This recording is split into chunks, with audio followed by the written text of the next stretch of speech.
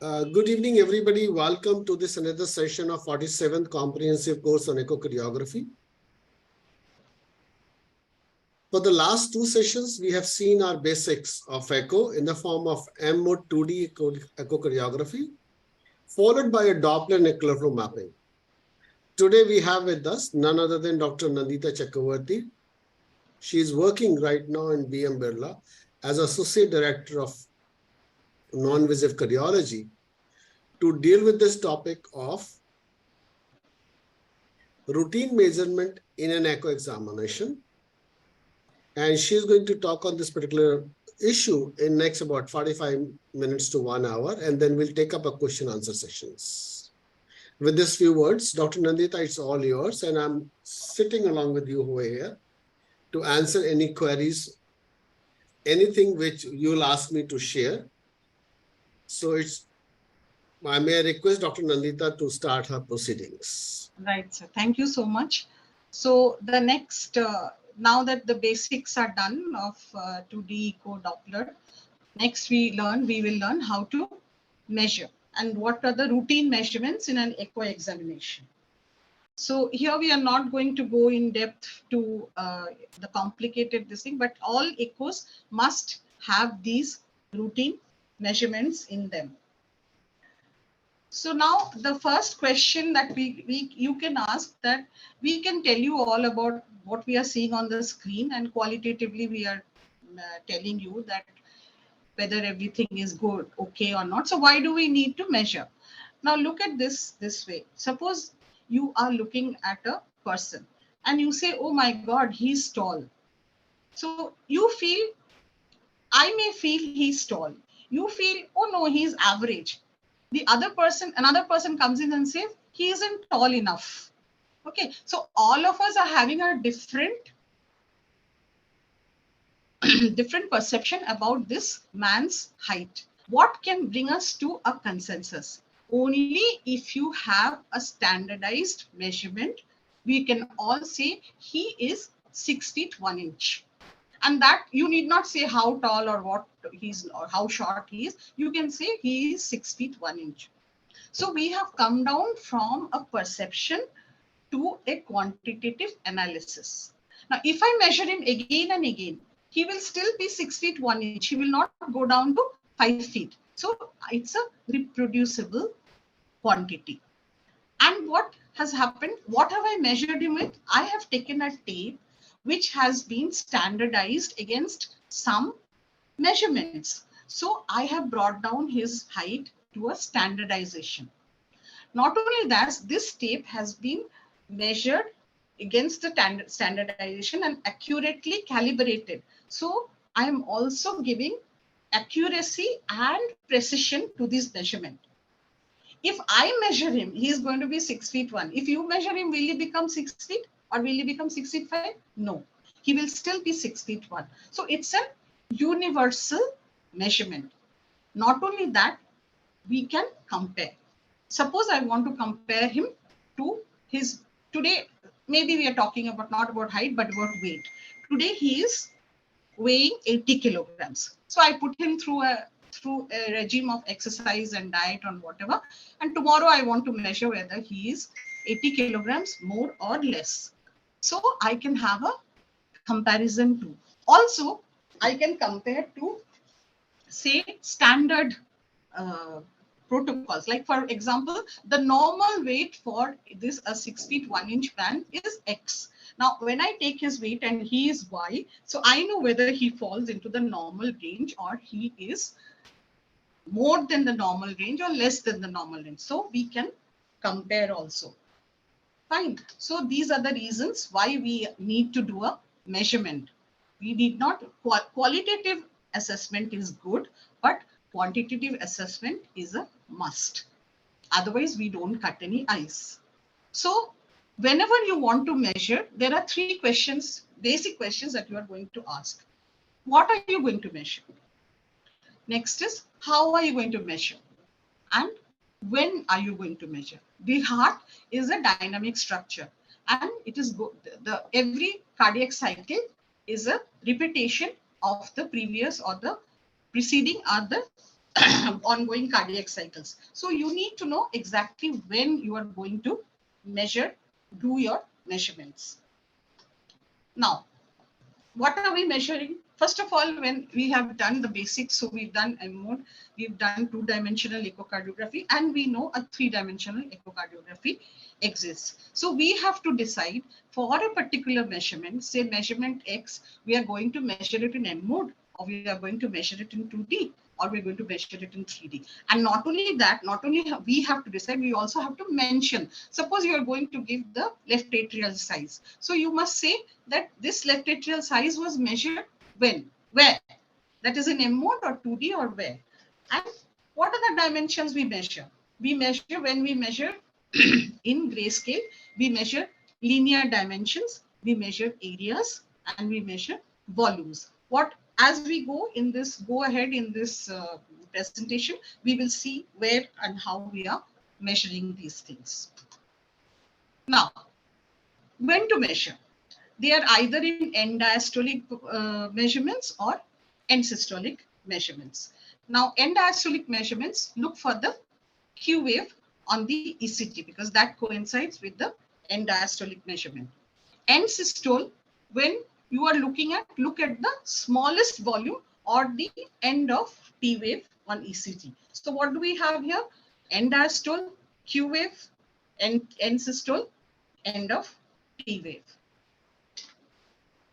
Now, I told you that in 2D we measure linear areas volume. In Doppler, these are some of the measurements. And as we go, we will slowly explain how these measurements are made and where these measurements are made.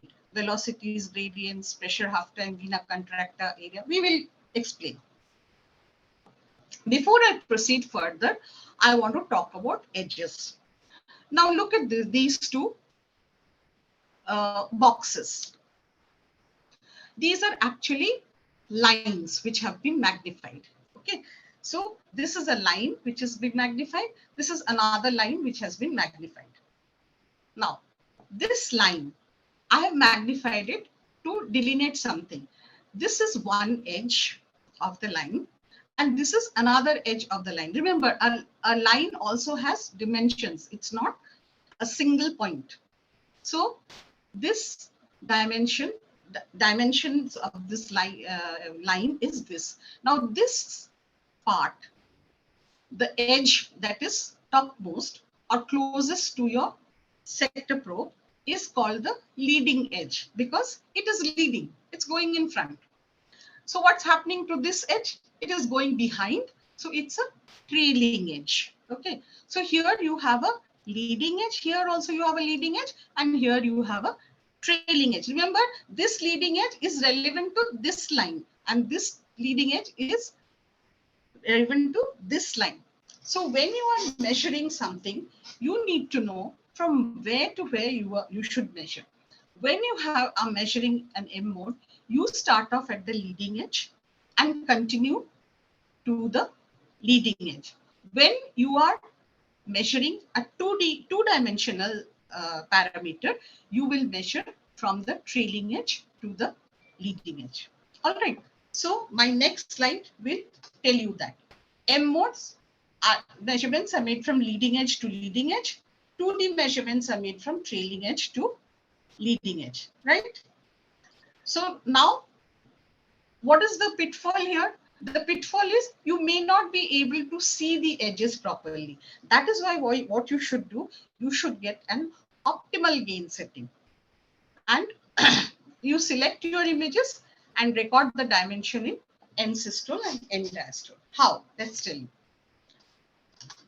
Now, before I proceed further, I just want to put one thing in perspective.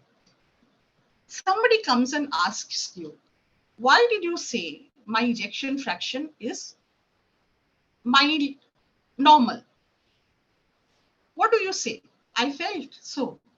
So I said it's normal. No. You have to have a proper answer for this. And what is the answer? Such and such guideline, which is followed wherever, is telling me, has said that your ejection fraction is coming within the normal range. Therefore, when we have reported, we have said that your ejection fraction is normal. So what do you need to do? You need to follow guidelines. So your study can be questioned and challenged, but you can always stand your ground if you have followed the guidelines and if you have reported or done your study according to those guidelines.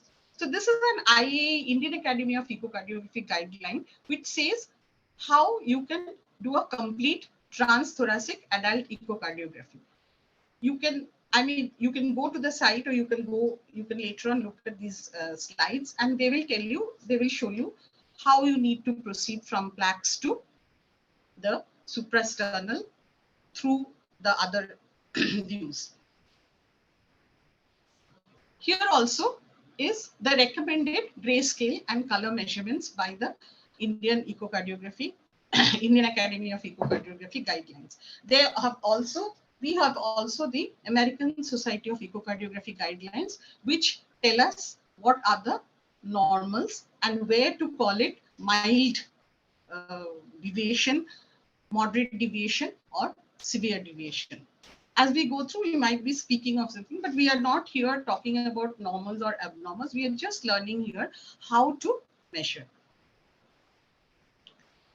Now, if you want a good measurement, you want a good view.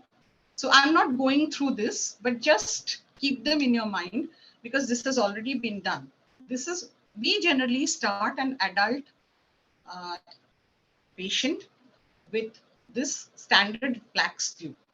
And then we proceed from there to the short axis views of looking at the great arteries, the mitral valve, capillary muscles, and then apical short axis. Then we proceed to apical two chamber, subcostal, and other apical views. Last but not the least, we also look at the suprasternal view. This is just a small recapture. Nothing, you already know uh, what are the views that you have to take. So there's nothing more to be said about it. But just keep remembering these. So you have a thought process in your mind, and when you measure one after another, the measurements will automatically come and you will be doing them. I also say that I find it very helpful to keep a ready reckoner in your echo room or your reporting room. The usual measurements that we do during a full complete transthoracic studies, the normal parameters of these measurements, if you keep it either in a either in a board or in a file somewhere, so if you keep referring to them slowly, they will become very usual to you.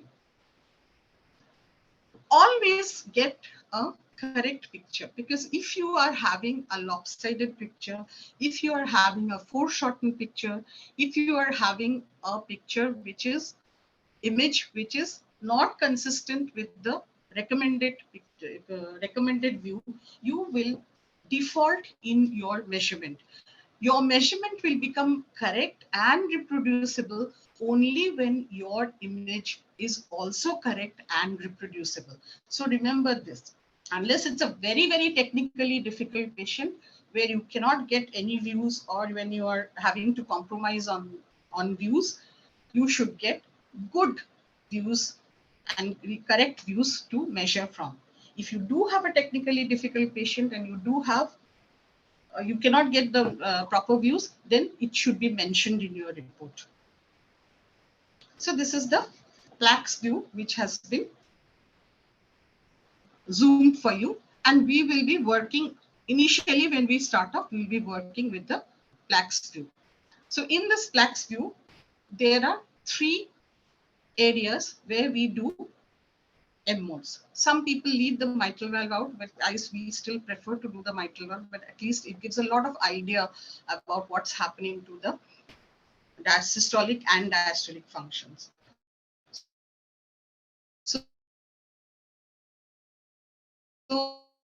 left atrium,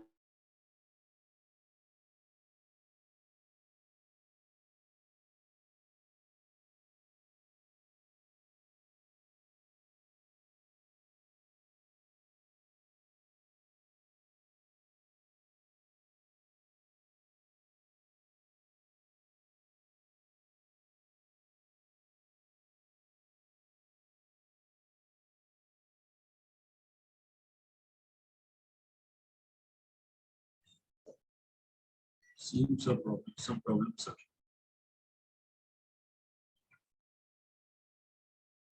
Video is Just not. wait for some time. She has lost her connection. She'll join automatically. Oh, Give her a right. Thank you. Thank you, sir.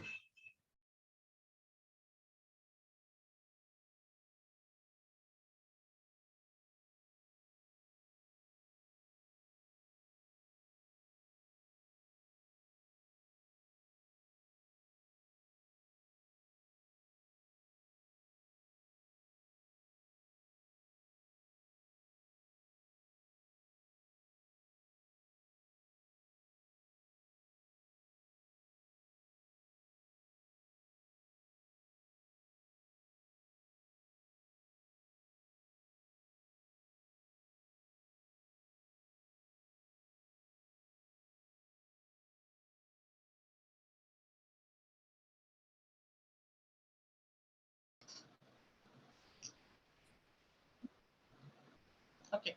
So here we are in the Plaques view. We are going to take 3 M modes here, where our first M mode will be of the aorta and the left atrium.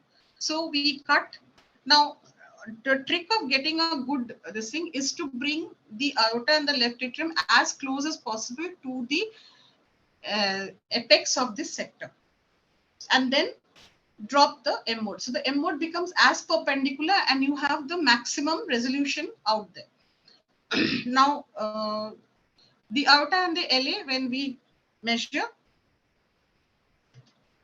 this is how we measure the aorta and the LA. You can see that we have measured the aorta here and the left atrium here, where the LA has the maximum volume. Remember the leading edge to leading edge dictum. The next is the mitral valve. The mitral valve, you know the different points, the DE amplitude, then the EF slope, and the A. This is the passive filling phase, and this is the active filling phase. This is diastasis, where the left LA and the LV pressures start to equalize, but then again, because of the atrial kick, there is some more blood flow into the LV. So here, we measured the E point septal separation from here, E point to the septum. Now, a small E point septal separation usually tells us that we. Dr. Nandita, I'm sorry to interfere in between. There are multiple arrows are seen from your screen. Multiple arrows are seen. Now, here, sir. Now, मुझे तो नहीं दिख रहा है, sir. ये वाला.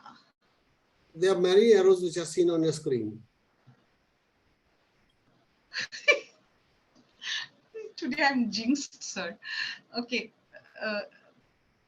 Should I stop sharing and go back and this? No, it's okay. Now it's okay. Can you go to screen now with your arrow? Yeah, this arrow. Yeah, this arrow. Here, this is the arrow, and I can see only one. Move arrow very slowly. All right. ठीक है, sir. Okay. So I can only say this, please bear with us. We'll explain it again also. This is because of like some kind of a different version of this PowerPoint presentation. So that's why we are facing this kind of problems. Just bear with us. We'll be able to show the screen. Can you see the arrow now at this moment? Can you see this arrow? My arrow? No. I can't see your arrow, sir. I can see only mine and a single one. Sure. Go ahead, show the arrow now and move arrow very slowly. Right. Yeah, now it's moving slowly. Wherever you are leaving, the multiple arrows are seen at that point. So explain very slowly what exactly these points are. Yeah, it's moving slowly now. Okay. So this is I'm going again. Okay. This is where the mitral valve opens, and it's the DE amplitude. Sorry, I'm not sure.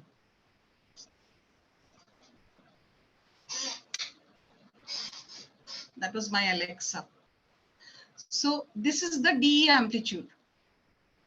And this leaflet movement depicts the passive filling phase or the first filling phase of between LA and LV, where LA empties passively into LV just because of pressure gradients.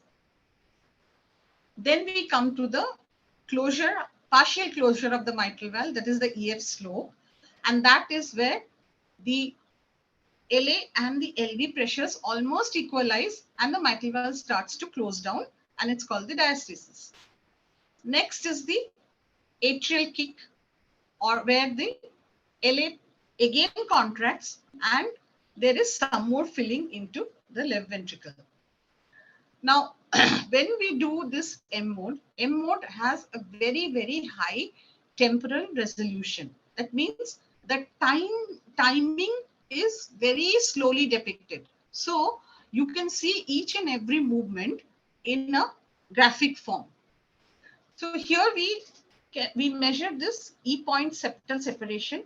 This is the E point and this is the septum, and we measure this, and the smaller it is, it reflects that we have a nicely contracting ventricle.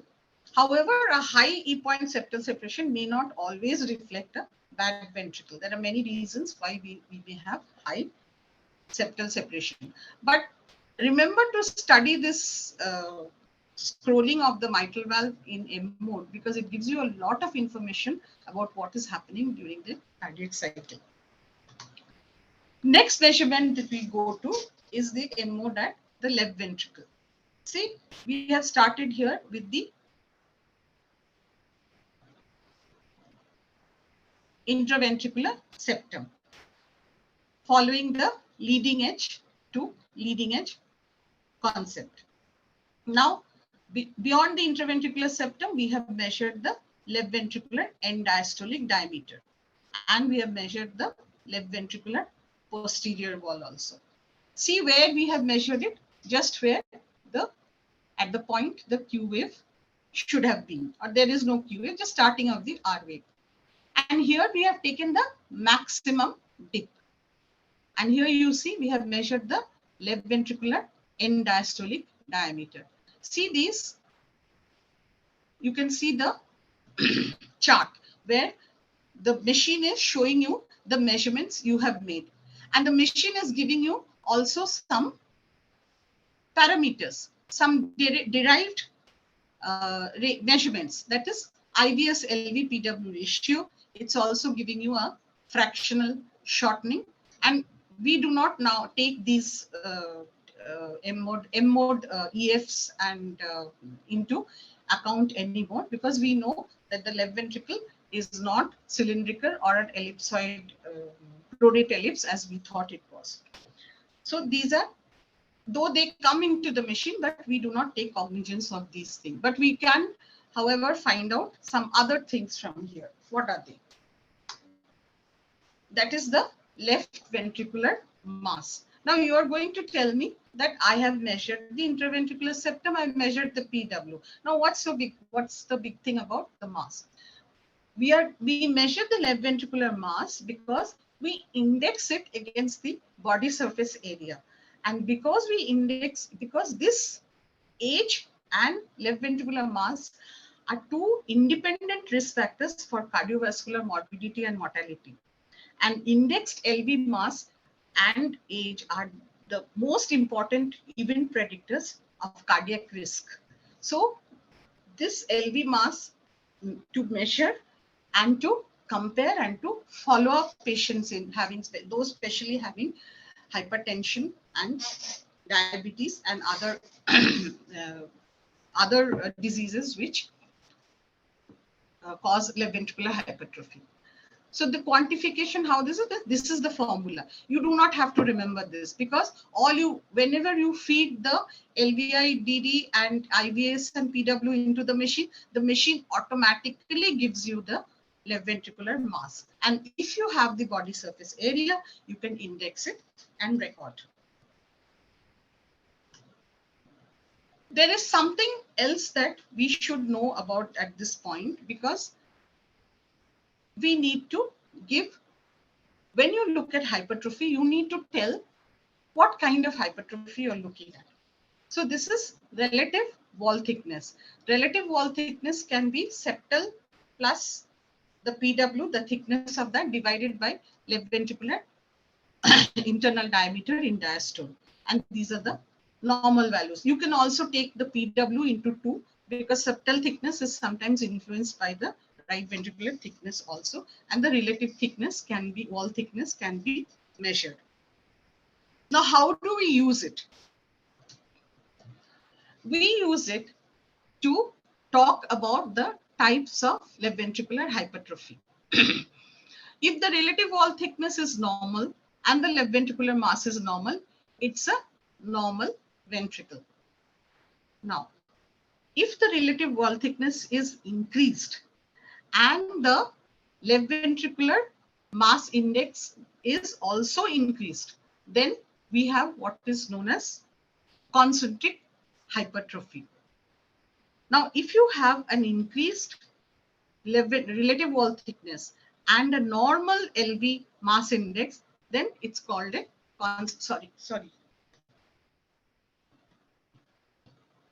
it's a concentric remodeling.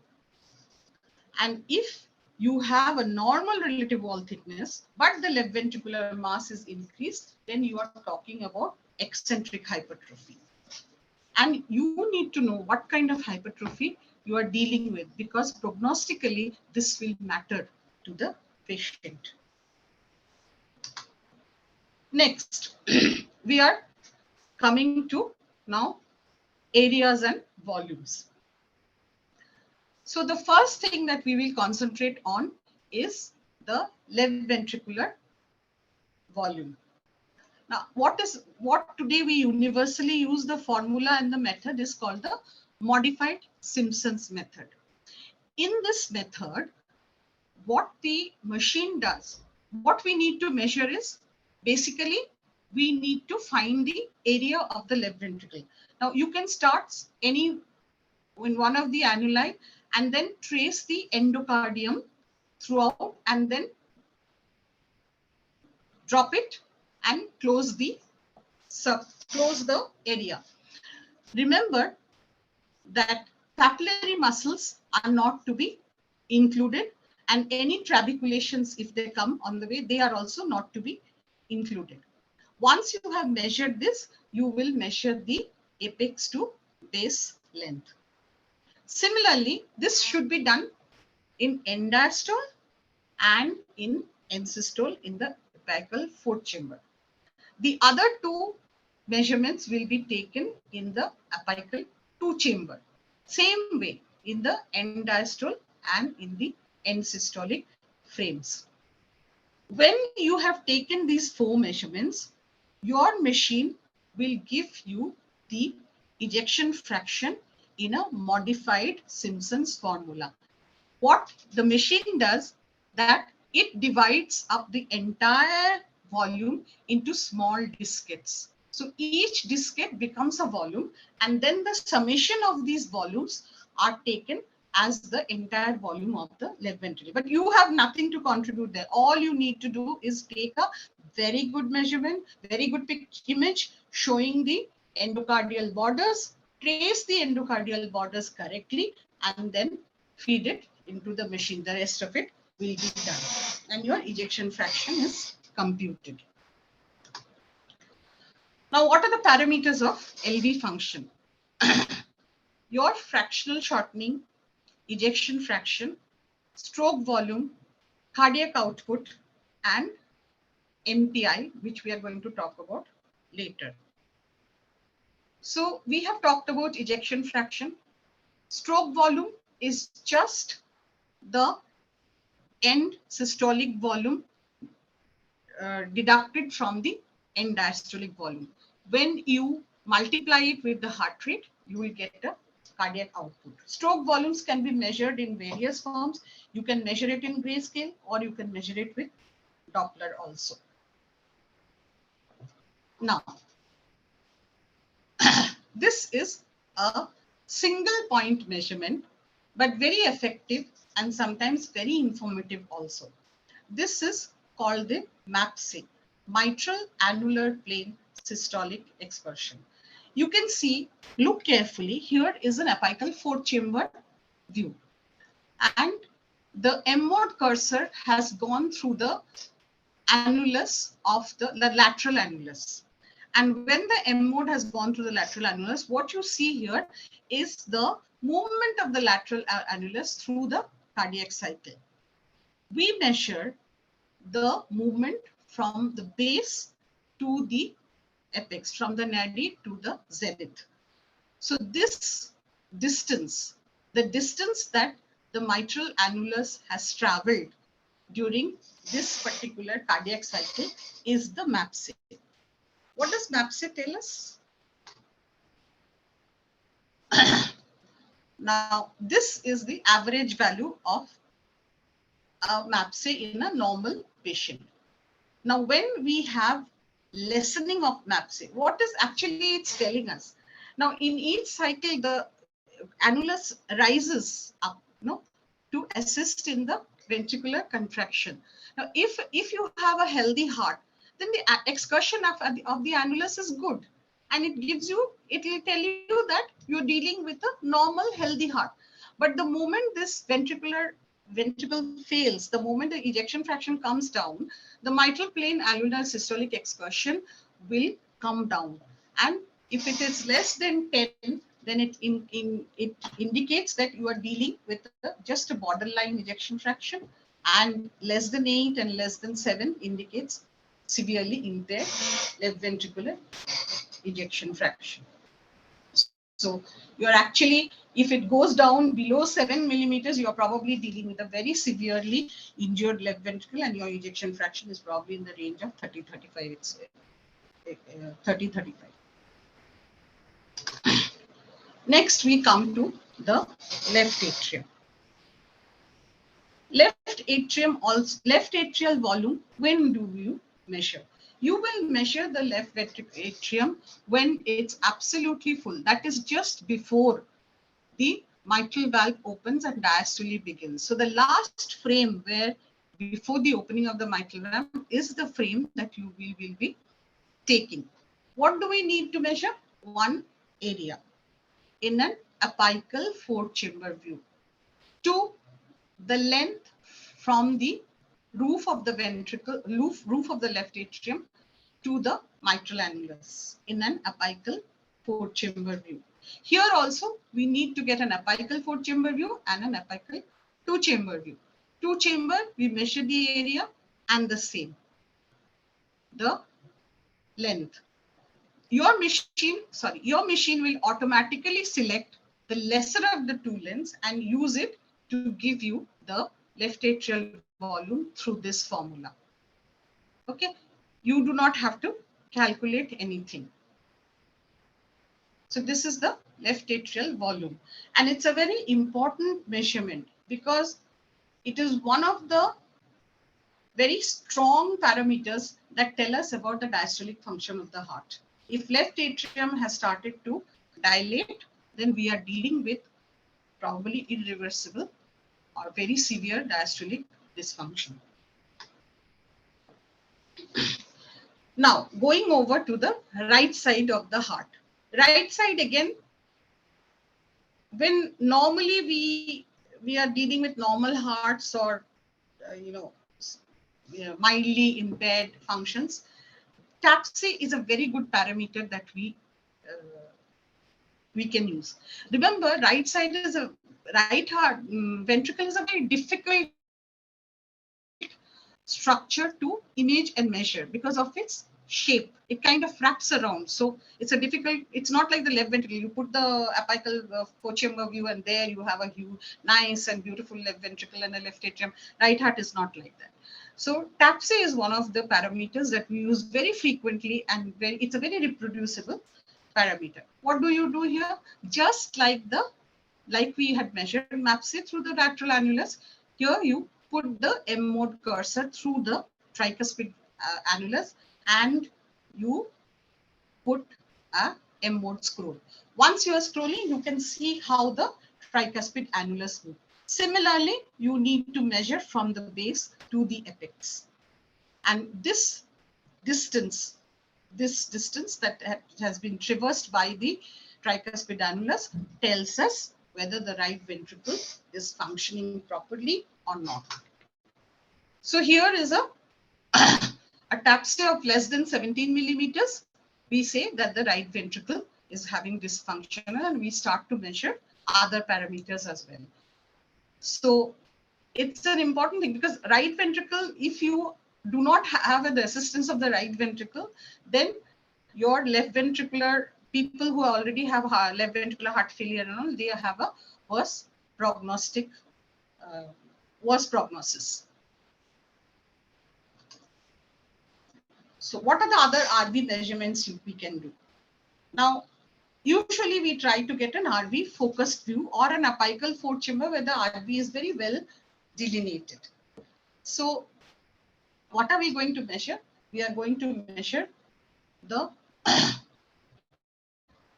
basically what we want to know is right ventricular ejection fraction, but it's not so easy because of its shape and because of its position. So we go through a lot other things. So here we will measure the RV basal length, and then we measure the mid RV length. And then, hello, sir, am I audible? Hello, hello. Yes, you are audible. Okay, sir. Yes, ma'am, audible.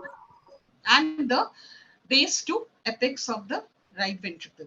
So these are the three measurements that we put in our reports, especially when we feel that the right ventricle is either dilated or dysfunctional. Now, here is another measurement that we try to give in the assessment of the right ventricle, that is right ventricular fractional area change. So you just get a good right ventricle delineation, get a good endocardial border delineation, and then measure from the tricuspid annulus and the just trace the right ventricular border in both end diastole and in end systole, and you will get the fractional area change. This fractional area change is a kind of a,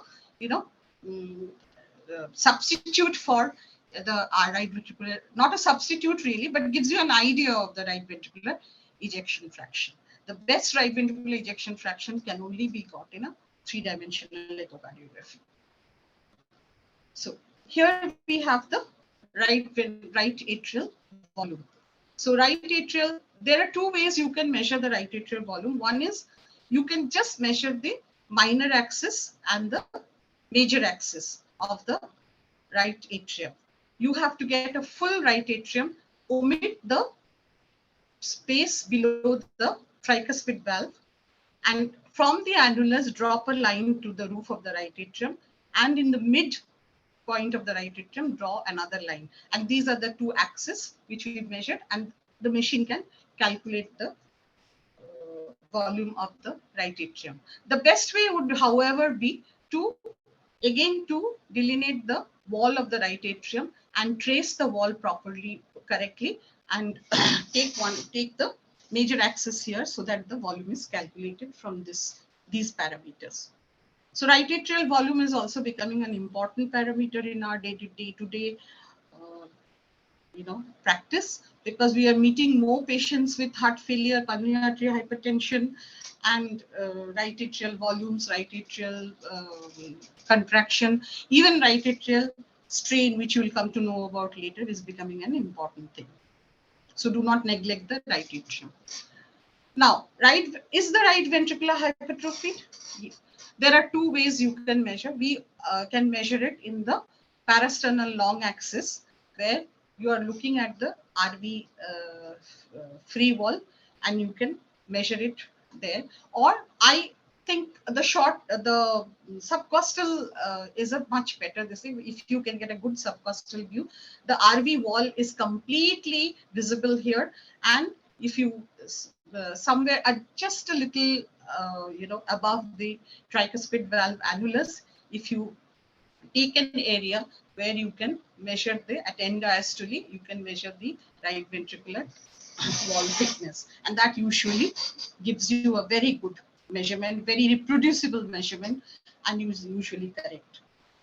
But that is provided you get a good system. Subcostal image. Right ventricular outflow tract. Now, this is not important in every patient, and we usually do not do it until and unless there is some kind of pathology which is going to affect your right ventricular outflow tract, especially, pathological PR, like in operated, sorry, tetralogy of Fallot. So you can measure either it in the Plaque's view at the hinge point of the aortic valve with the septum here, root with the septum in this area, or you can take a short axis and measure it in this point where absolutely the full and complete, where it's opened out totally. This is the proximal RVOT. And then a little above the pulmonary valve, we measure the distal RVOT measurement. And remember, if you have a pathology in the pulmonic valve, for example, like a pulmonary stenosis, you will need to measure the pulmonary artery annulus also. I just go, okay, we'll come to that later. Now, this is, I filched this slide from CERT, and I think it's a very beautiful slide actually. Just see the fish mouth appearance of the mitral orifice. It's a very classic thing. This is how the anterior leaflet and the posterior leaflet will look when you cut it from above. And this is a very important measurement and very important view when you are wanting to do a balloon mitral valvuloplasty. And we are nowhere away from rheumatic heart disease even now in this era. So very often, very often,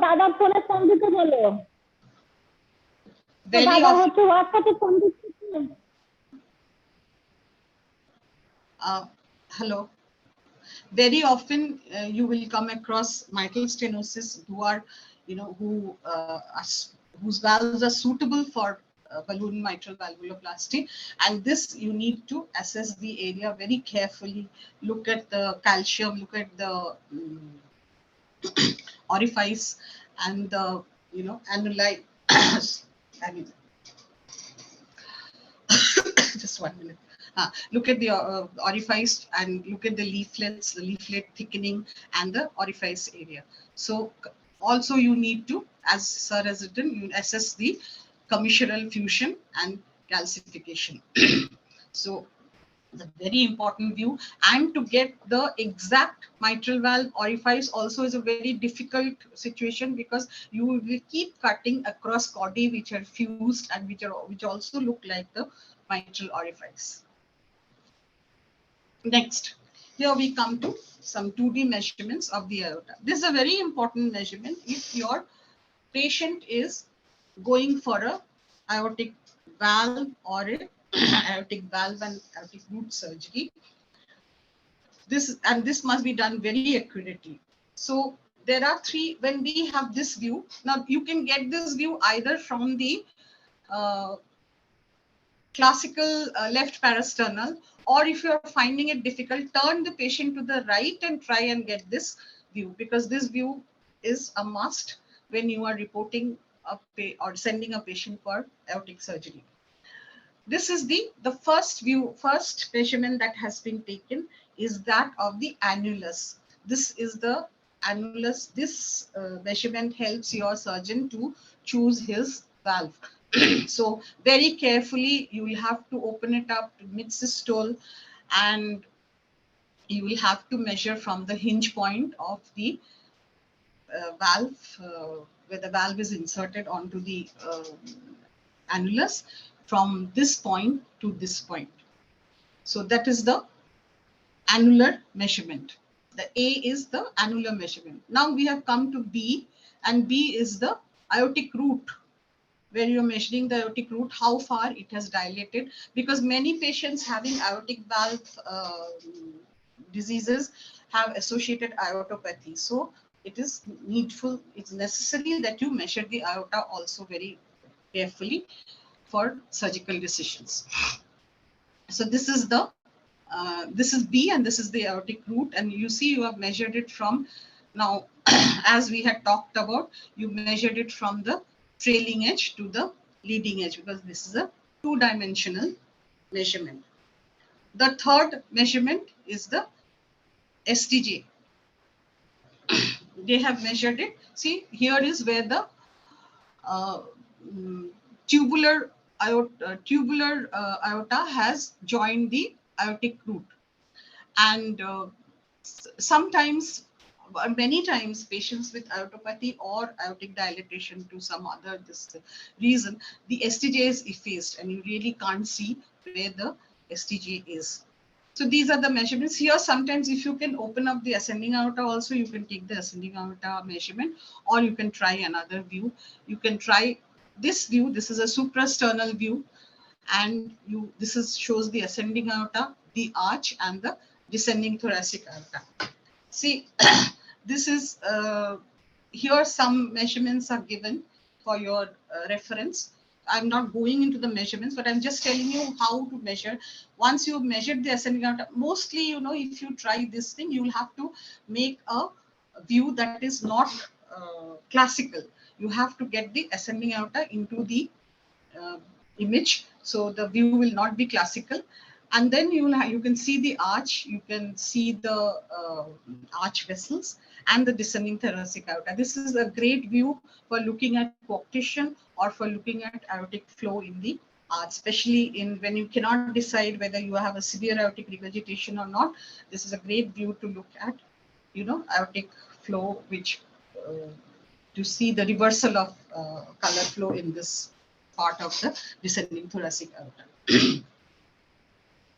Now, we talked about the RVOT proximal, distal, and we talked about the pulmonic valve annulus. There are times when we need to measure we need to look at the MPA, measure the MPA and its branches. See, this is how because the uh, image was not that clear, I have put a simulation here where you can see the pulmonic valve, you can see the MPA and the RPA and the LPA. The PA is dividing it. You see, this is again a slightly off-axis view and not the classical view, short axis view of the great arteries.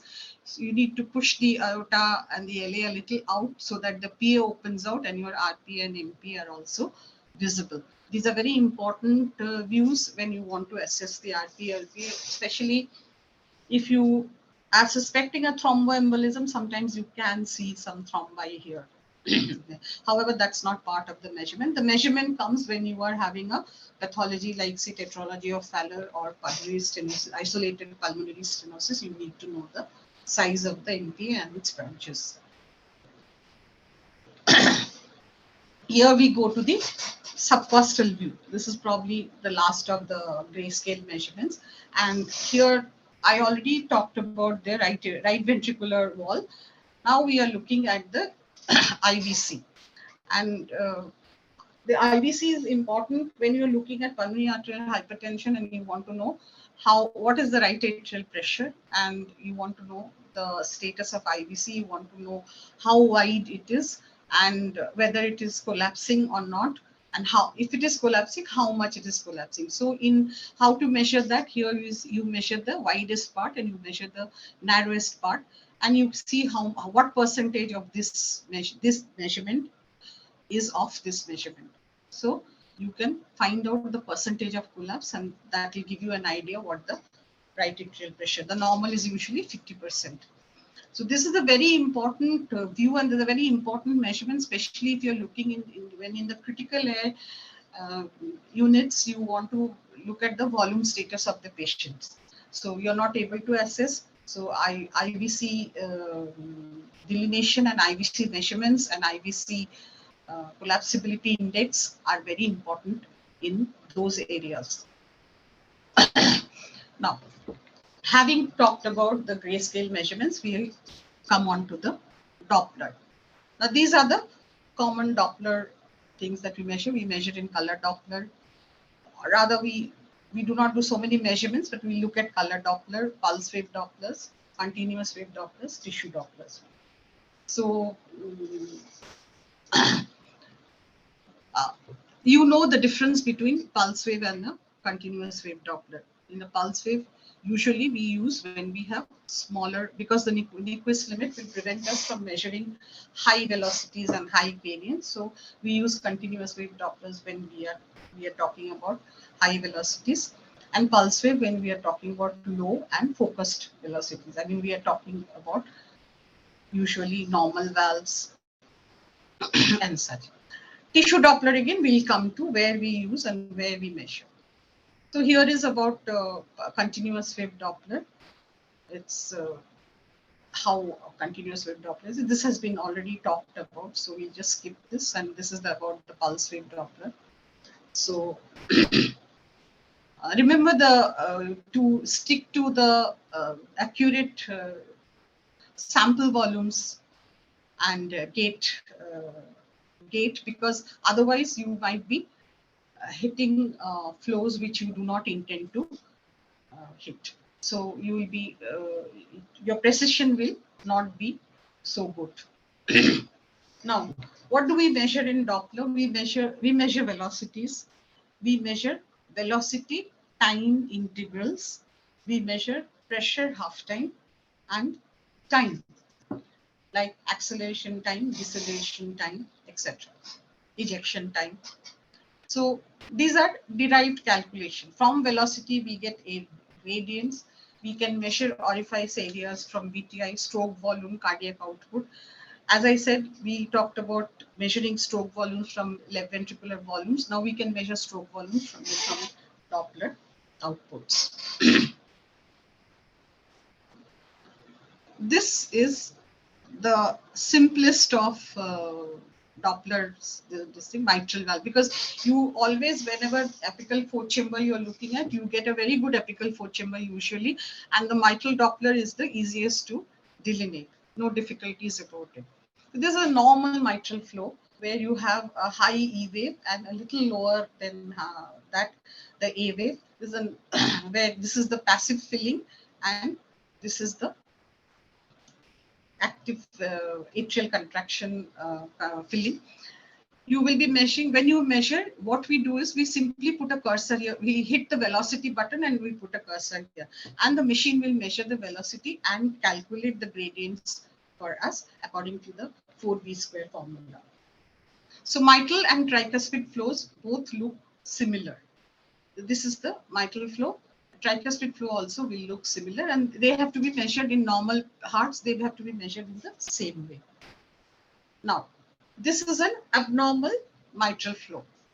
In fact, it is the flow in a patient with mitral stenosis. So you see, you cannot see the E and A separately.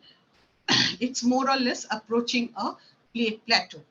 So what are you going to measure here? Here you have to use the VTI, or the velocity integral. That is the summation of all the blood cells that are coming through the mitral valve orifice. So you will start off at the base of this tracing and go up here and then cover this, continue tracing, and then come right down and complete it. Once you have done this,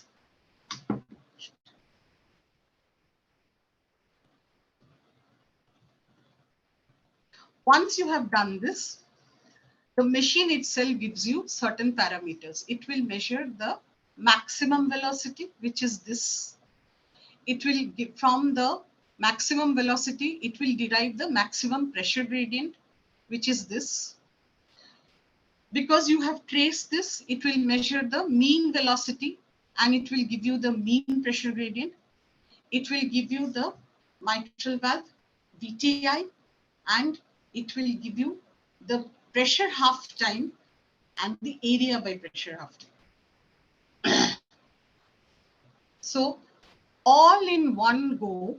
This machine has given you so many parameters. So you now know that what is the maximum pressure gradient across the mitral valve in this situation, the mean pressure gradient, the area of the mitral valve, and the VTI. So now we come to the aortic and the pulmonary flow. The mitral and the tricuspid flow, they both look similar because they go through the same hemodynamic situation. Now, aortic and pulmonic valve flows also look similar. They are, the situation is something like this. And here also, you can measure if you have a normal valve, you can simply measure the normal velocity and get a derived gradient. But if you are suspecting that this patient has a abnormal flow across the aortic valve or the pulmonic valve, then again you can trace.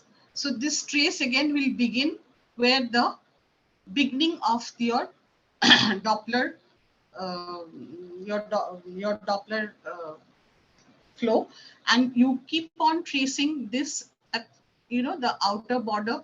Be careful not to include the feathers, and then go right around and complete the trace.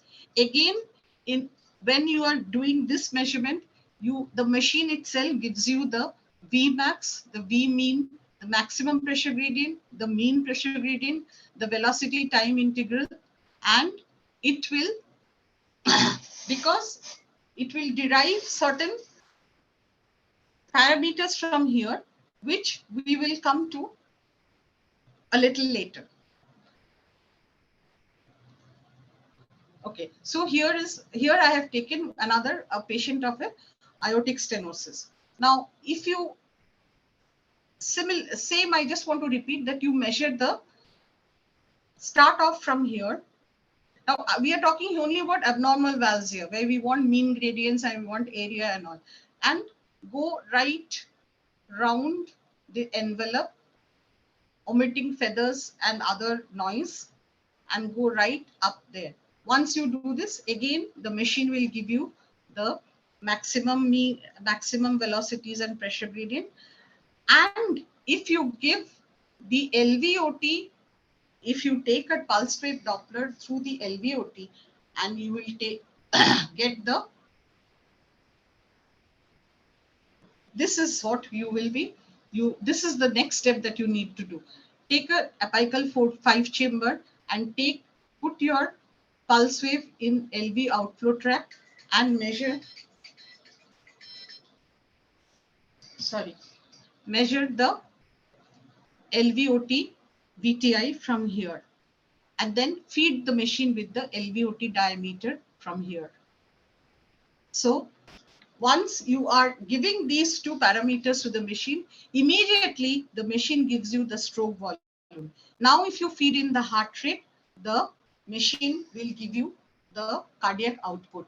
Also, if along with that you have an aortic stenosis, the machine, and you have measured what, as I told you, if you measured it properly, machine will also give you the aortic valve area.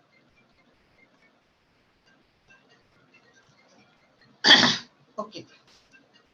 Now, while we are at it, I just want to talk a little bit about myocardial performance index, because this is a very good parameter by which you can assess the myocardium, the contractility and the relaxability of the myocardium, both in the right ventricle and the left ventricle. So the measurement is like this. You measure,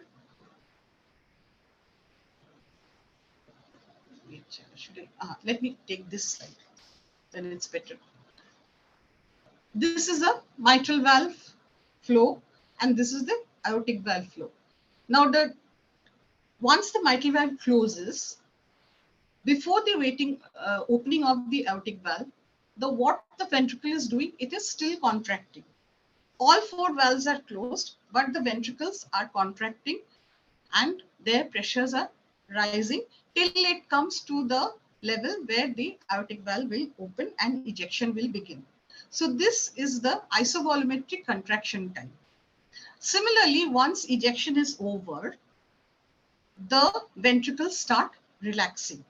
And between this ejection, closure of the aortic valve and reopening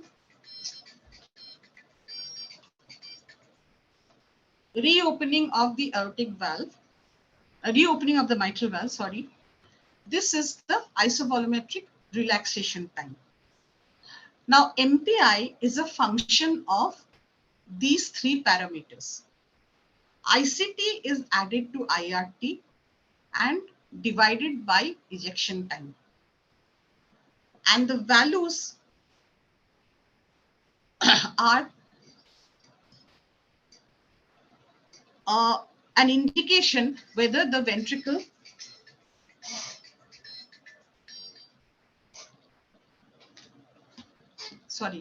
whether the ventricle is contracting and relaxing properly and ejection is taking place properly.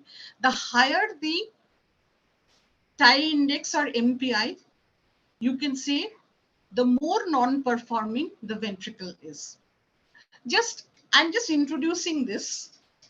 So don't get head up if it hasn't, if it's not very clear or if it hasn't, percolated. Because as you work, you will be able to do this. And when there are you will not use it everywhere, but there'll be patients with whom you want to keep them on a follow-up, or you want to compare their previous studies with things, and these MPI can help you assess them. So either you can use the mitral valve and the aortic valve ejection flow, or you can use the tissue Doppler at the medial and the lateral annuli to measure the myocardial performance index. So here also you see by the tissue Doppler, you have this is the E prime and this is the A prime, and this is the interventricular relaxation time. No, I think this is interventricular contraction time, and this is the S wave. And then comes this is ulta ho gaya isko. So this is ejection time. This comes the interventricular relaxation time, and then again the E prime and the A prime. So basically this, you can take this A minus B divided by B, that is from here to here, the entire cardiac cycle, that divided by ejection time will give you the MPI. Similarly, you can also do the RV-MPI, which is the mitral valve closure to tricuspid valve closure to tricuspid valve opening, okay, minus the ejection time divided by the ejection time.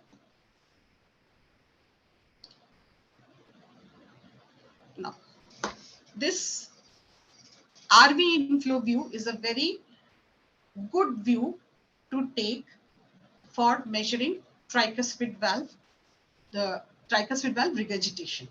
So this is from plaques. You must have known about it. From plaques, you go to the right ventricular inflow view, where the right ventricle, the right and the right atrium are focused, and the tricuspid regurgitation jet most often can be measured very well from here. Okay, so here is the tricuspid regurgitation jet. And why we need it? Mostly because we want to estimate the pulmonary artery pressure added to the right atrial pressure, which we taught you how to derive from the IVC. This will give you the pulmonary artery pressure, provided there is no obstruction on the way. That is, there is no infundibular or pulmonary artery stenosis.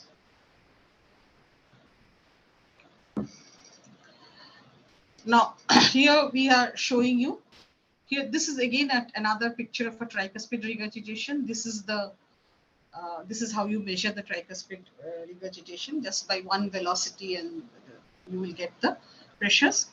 This is the mitral. This is a mitral regurgitation. We usually do not measure. I mean, unless you want to know LV pressures or something like that, we do not measure the velocity or the gradient. Here is a picture of the aortic regurgitation. What we measure here is the pressure half time, right from the peak to the end of the envelope. And this pressure half time will give you an idea as to what is the degree or grade of the aortic regurgitation. This will be dealt in a large way later, but I'm just giving you an idea. Uh, we place the pulse wave Doppler at the tip of the mitral valve, and we get a view like a flow pattern like this. See here, I showed you a normal mitral valve, and there the E wave was greater than the A wave, and that's what is normal, because most of the filling in normal hearts is passive filling, and left atrium usually has very little to contribute. But what happens when diastolic dysfunction sets in, that slowly the passive filling phase becomes less, and the left atrium then has to compensate by contracting vigorously and pushing out whatever blood it can. So the E wave goes down and the A wave goes down, and your E to A ratio crosses 1. Whereas in normal hearts, the E to A ratio is more than 1. And this will become less than 1. E is smaller and A is taller. So this is one measurement that you will be doing in diastolic function to assess the diastolic function. And here is another, here is a tissue Doppler where we put the tissue, we do a TDI and on the lateral and the medial annuli. And this is the, as I explained, E prime and the A prime. And you see here in a normal listing, the E prime is more because and the A prime is smaller. But as the dysfunction sets in, this E prime may become smaller, and the E is to A ratio will become more. And that indicates that the filling pressures are higher. Now, I'm not going to go much in this thing, but just to give you an idea, uh, the pulmonic vein flow pattern gets disturbed whenever there is a diastolic dysfunction happening in the heart. That is, the left atrial pressures all go haywire, and then the flow is disturbed. That is, when in a normal heart you have a good systolic wave, a good diastolic wave, and very little flow reversal. As the diastolic dysfunction sets in and as it worsens, the flow reverse, these waves become smaller because the LA pressures are higher, and because the left atrium is vigorously contracting and pulmonary, this is the path of leaf resistance, the A wave, AR, this wave, the reversal wave becomes bigger in duration and in velocity. This is one more color flow assessment that you can do in diastolic dysfunction.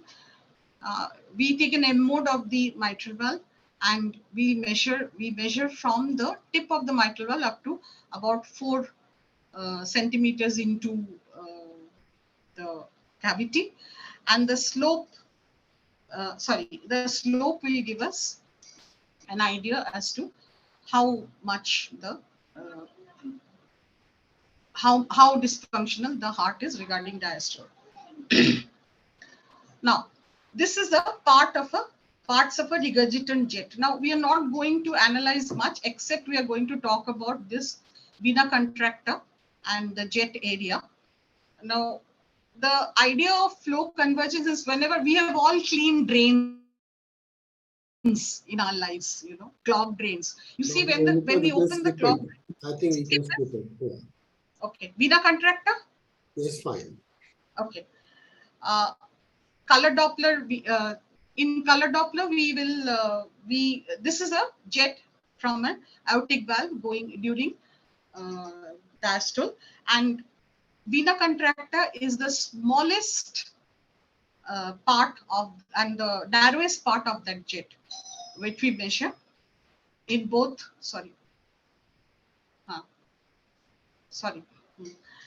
In aortic, we usually use it to measure the aortic valve regurgitation and the mitral valve regurgitation 7 millimeters or more is a severe, we can say it's a severe regurgitation. There are other things that also are other parameters which are there. This is like a jet area. What we do is we measure the LA area. This is a mitral valve regurgitation. We measure the LA area and we measure the jet area. And this jet area, the ratio of these two will tell us whether this is a severe regurgitation or not. 60% or more of the if of LA is occupied by the jet area, then we say it's a severe regurgitation. If it's 20% or less, then it's mild. Then nothing, no great this thing, just trace the LA internal cavity, then trace the jet area covered, which is the color flow is covering, and then just find the percentage. I think these will be later or in further courses. Now, just one word about how to present your data. You've made so many measurements and you have made them accurately and precisely. Now, your report should always include the heart rate, the rhythm, the blood pressure, and the body surface area, so that any indexing done will be accurate. And if you have not been able to, as I said, if you have not been able to get certain views, then if you have used other views for measurement, those views should be mentioned if they are not standard views.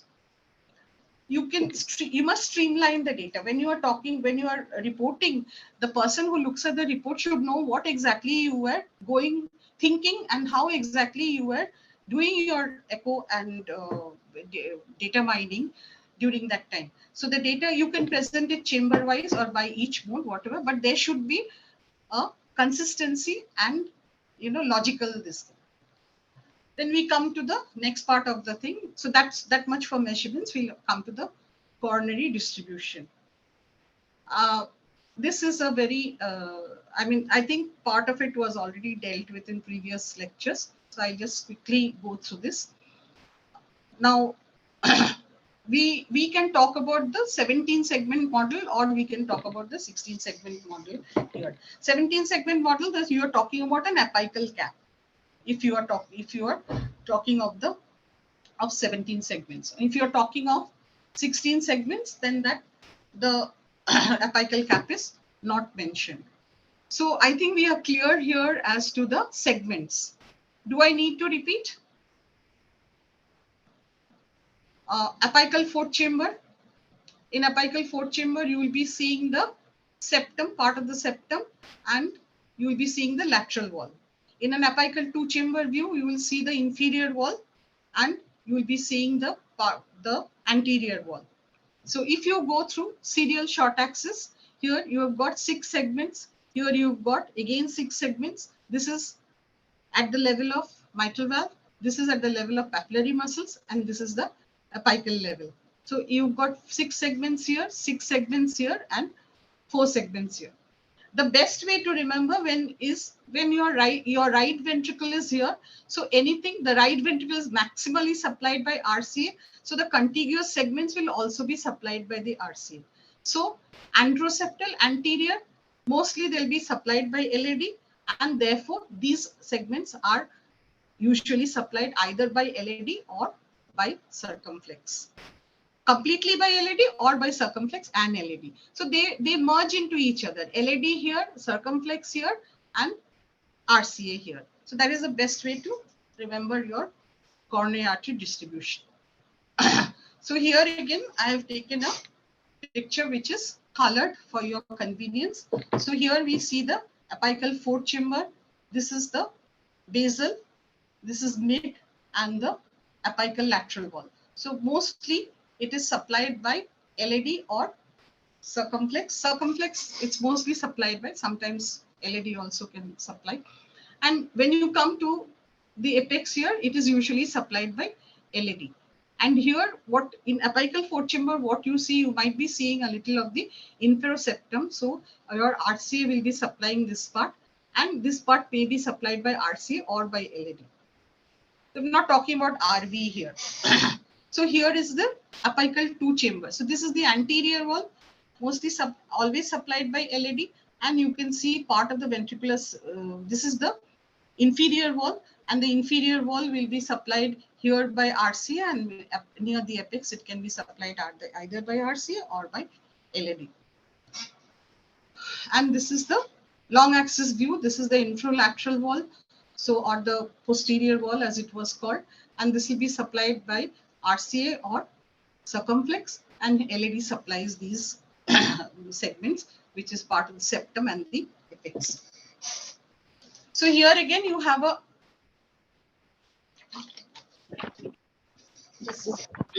here again you have a short axis of this.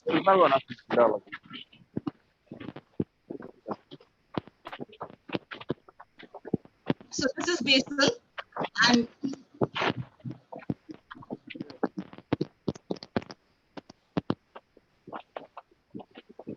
hello. Hello. Nandita, go ahead. Somebody, Dr. Sabu Yeah. Viswash, is opening his mouth, mic unnecessary. If somebody will open the mic, please, I'll really shut them out. So this is the basal portion where at the level of the mitral valve. So here you see you always have the two parts of the septum. The one is contiguous to the anterior wall, and one that is contiguous to the inferior wall or the inferoseptum. The inferoseptum may be supplied either by LED or by RCA, and this part is supplied by inferior wall is supplied by RCA. Infralateral or posterior is usually supplied by, this is inferior, and this is infralateral is usually supplied by circumflex. And here again your lateral wall, which is supplied by circumflex or are picked by LED.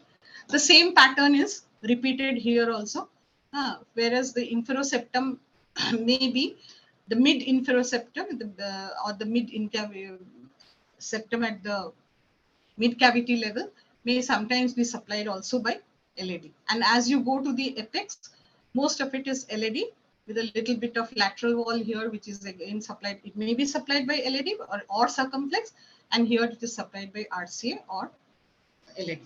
So this is the coronary artery supply. Remember that there is no hard and fast rule of what supplies what. So you will have to always think about the possibility of an overlap, which happens, which is why most of us are saved.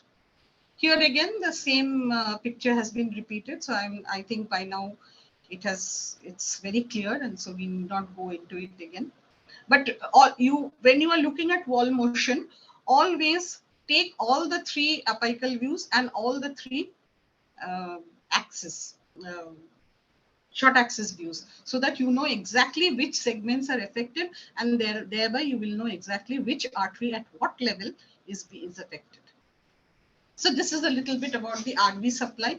In the RV inflow view, the wall that you see here is anterior, the wall that you see uppermost is anterior, and what you see lower is the inferior wall of the right ventricle. So they are usually supplied by RCA only, and in the RV, in the plaques view, what you see about the RV, modified plaques view, you will see the anterior of the wall of the RV, which is again supplied by branches of RVA. Here is another picture of the RVOT. Again, you can see that some conal branches are supplying this area, and the acute marginal branches supplying this area. So that's for, sorry. So that's the right ventricular supply. So right ventricular walls are divided into anterior, inferior, and lateral. When you go to apical 4th chamber or 5th chamber, you'll usually see the lateral wall. The best way to look at the anterior and inferior wall is in the RV inflow view.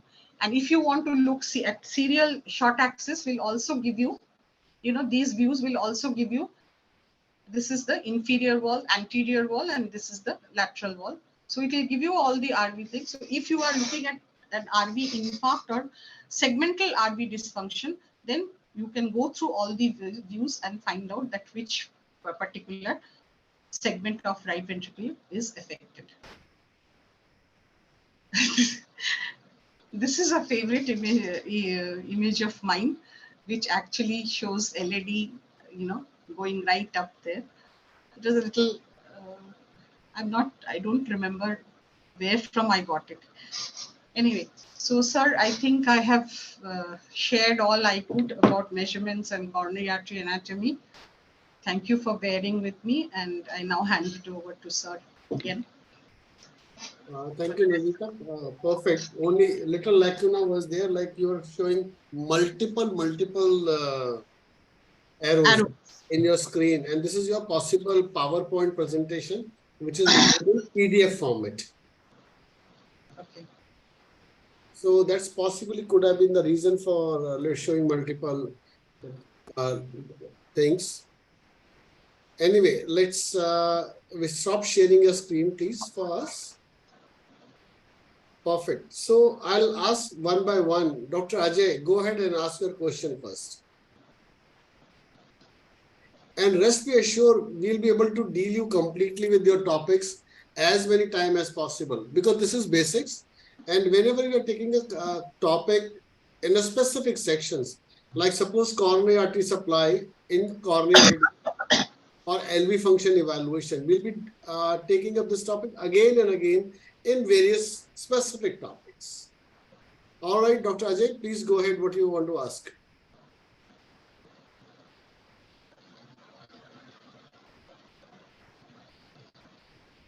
Dr. Ajay.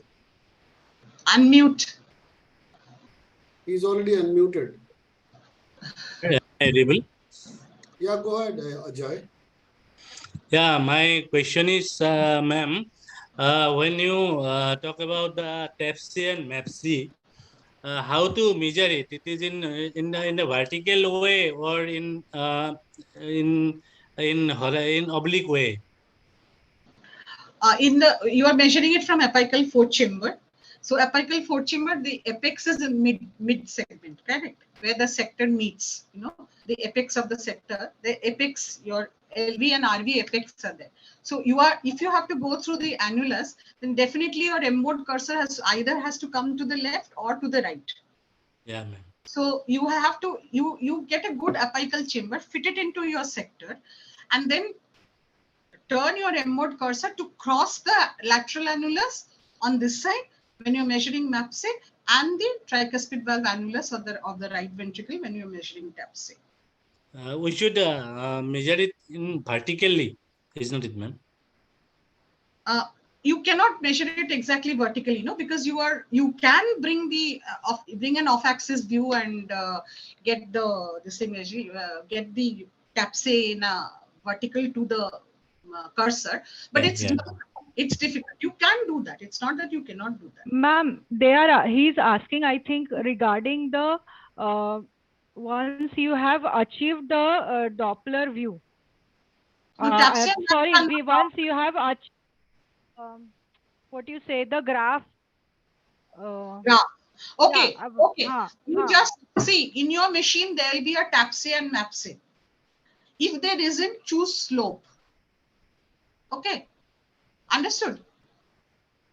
Sir is giving this. Go ahead, Dr. Nandita, go ahead. Choose slope. Okay, when you choose slope, you will find, or when you choose a generic measurement, you measure the lowest part and you go to the highest part. There is a time difference. Remember, it's not in the same time.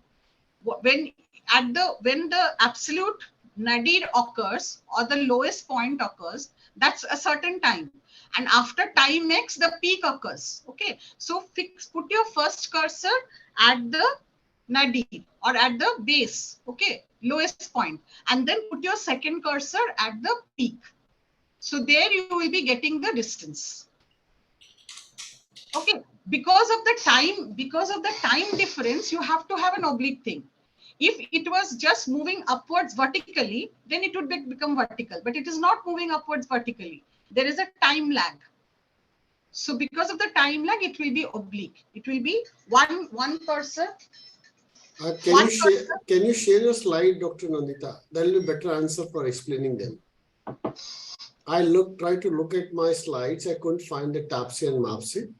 Can you share your slides for them? Am I sharing screen, sir? Not here. Please share your screen. Okay.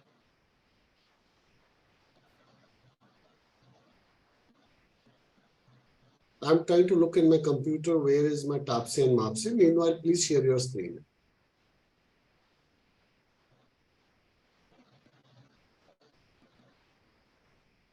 Is it done? Just a second. No, I can't see your slides.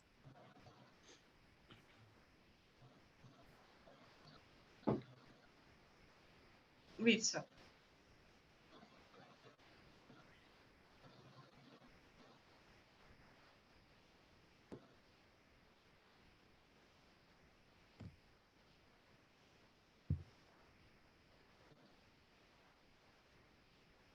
It's taking a little time actually. It's happening.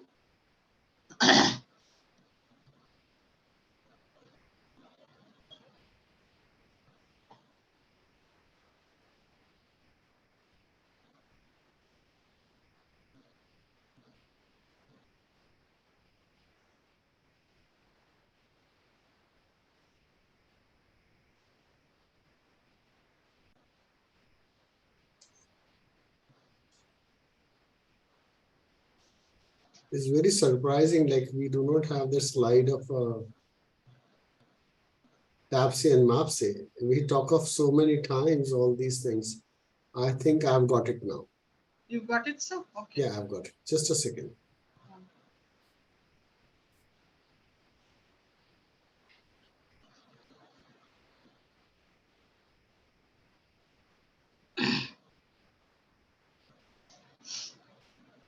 So all of you can see my slides, right? Yes, sir.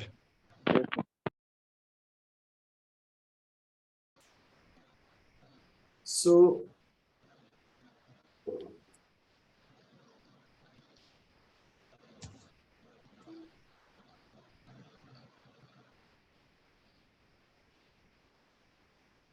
if you look at this slide over here, if we keep this cursor right at the center or the lateral annulus, what will happen? Just a second, what's exactly is happening?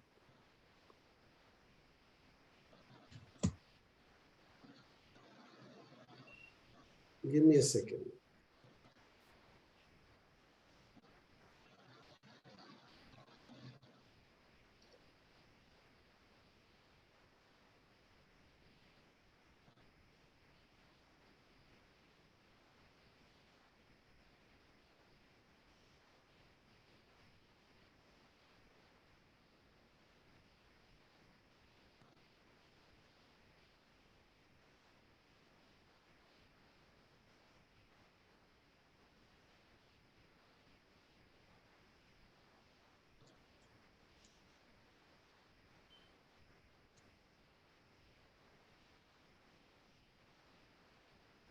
I could share. Should I share, sir? Yeah, please go ahead, share. I'm just. You can see. Can you see, sir? Just a second. I'm just. Yes, ma'am. Okay. Okay. All right. Go ahead, Dr. Nandita. I'm sorry. Okay. Yeah, it's there. So No, widen it up. First of all, widen it up.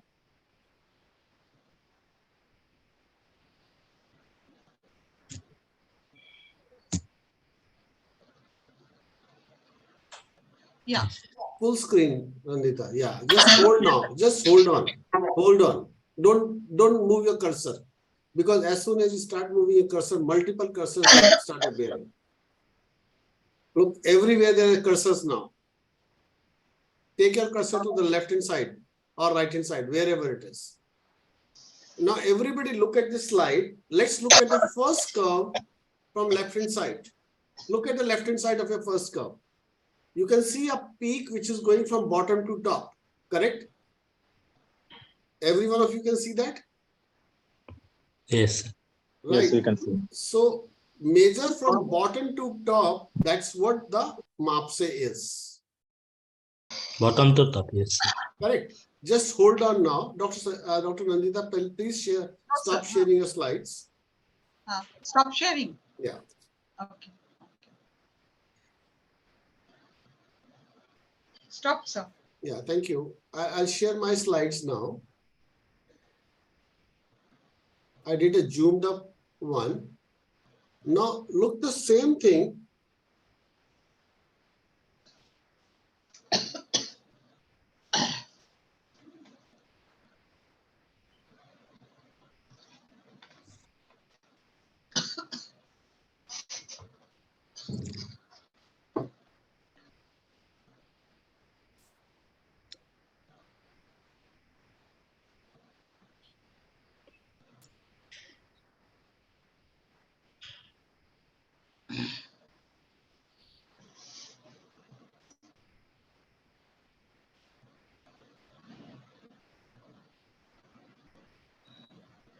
Okay, I'm not going to change this. I'm not going to make it bigger. But what exactly is happening? If you look at my slide, this is 4-chamber view. Is that okay, Dr. Ajay? Yes, sir. So my cursor is at the lateral annulus. Yes, sir. Now I could see the movement of this lateral annulus movement. Here is the nadir, here is a peak. Yes, sir. Correct. So what we do, we go straight up at this level to say how much this MAPSE is or TAPSE is. This is MAPSE, mitral annular plane systolic excursion. So it could be medial, it could be lateral. So we look at this movement from this point to this point. And what you can do is just take a slope from here to here in the beginning. So you can measure from this point to this point. This is not correct, but you can go, if you go straight, there's a machine which has a line along with the system when you measure a caliper. From this point to this point, there'll be the right how much this annulus has moved from this point to this point. If this is on a medial annulus, this is known as MAPSE. If this is on mitral valve or lateral mitral annulus or lateral annulus of the LV, then it's known as MAPSE. If it's on tricuspid annulus, this is known as TAPSE. Yes, sir. Yes, sir. TAPSE is anything more than 9.5. And TAPSE is a very good measurement as on today for looking at RV systolic function. Amongst all these things, the TAPSE is the most important thing. Right? Yes, sir. Is that Clear. clear? Clear, sir. Now, please clear. Okay.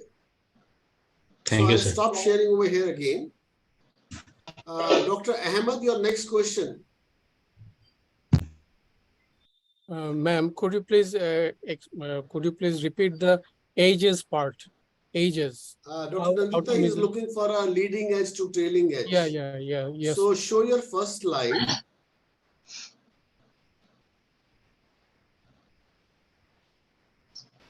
Give me Rest assured, these things would be repeated again and again in various specific topics.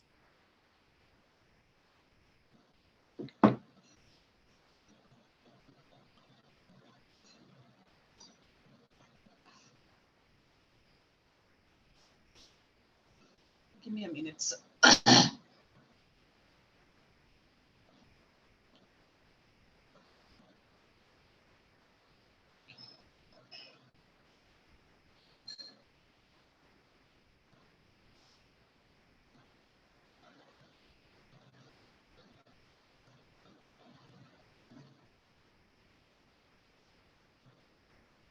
Shall I explain, Dr. Nandita?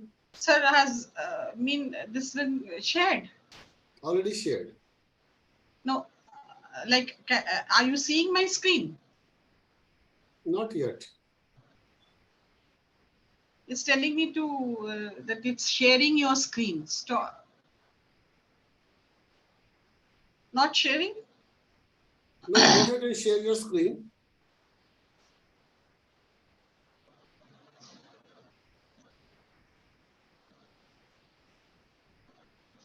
Saying now I've just said stop sharing. Now I've gone to share screen again. Entire screen.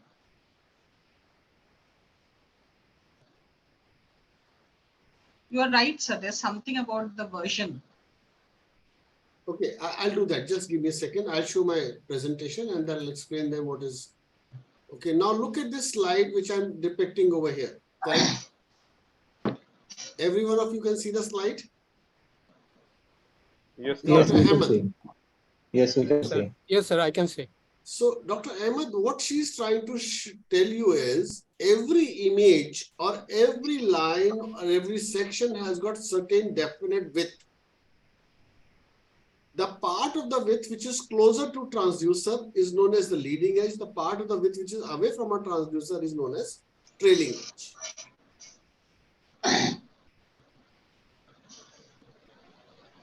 So let me go and explain you in a. She showed the slide very beautifully.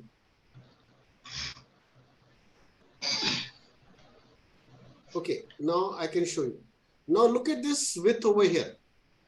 This is aorta, anterior aortic root, posterior aortic root, correct?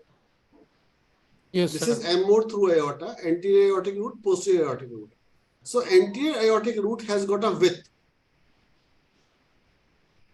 This width, this part of the anterior aortic root is known as leading edge. This part is known as trailing edge. Leading edge, trailing edge for this particular width. I hope you are able to understand this particular issue. Yes, sir. Or I can do it. Give me a second. I'll do it little improve on this version.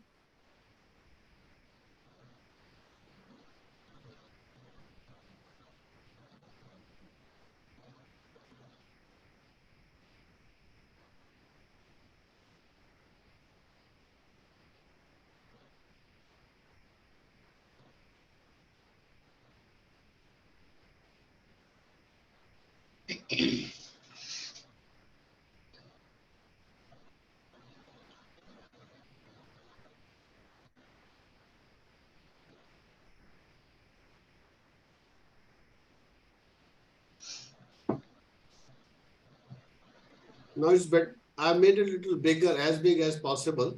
Now you see a width of this particular screen over here. Can you see my arrow? Yes, sir. This point is leading edge. Leading. This point is trailing edge. Trailing. Yeah. Although this is one particular anterior aortic root, so it has got definite width. It's maybe about 1 or 2 millimeters maximum. But this is leading edge, this is trailing edge. And what is the outcome of these leading edge or trailing edges? When we measure our dimensions, this is M mode. When we measure our dimensions, we measure from leading edge to leading edge. When we do in 2 dimensions echo, we measure from trailing edge to leading edge. Okay, sir. When in 2D, we measure it from trailing to leading. Yeah, right. Okay. Is That that means clear? in 2D, can I say it in this way that in 2D we measure it the inner edges. Correct. Okay, sir. Okay, sir. Thank you, sir. Right. All right. Dr. Ankit Rana, please go ahead.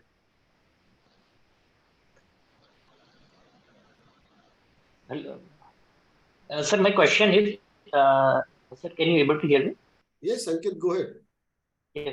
Sir, my question is, sir, when we measure the mitral valve area by pressure half time and by planimetry, if there is like a difference between both these measurements, so which measurement we have to take for our reporting?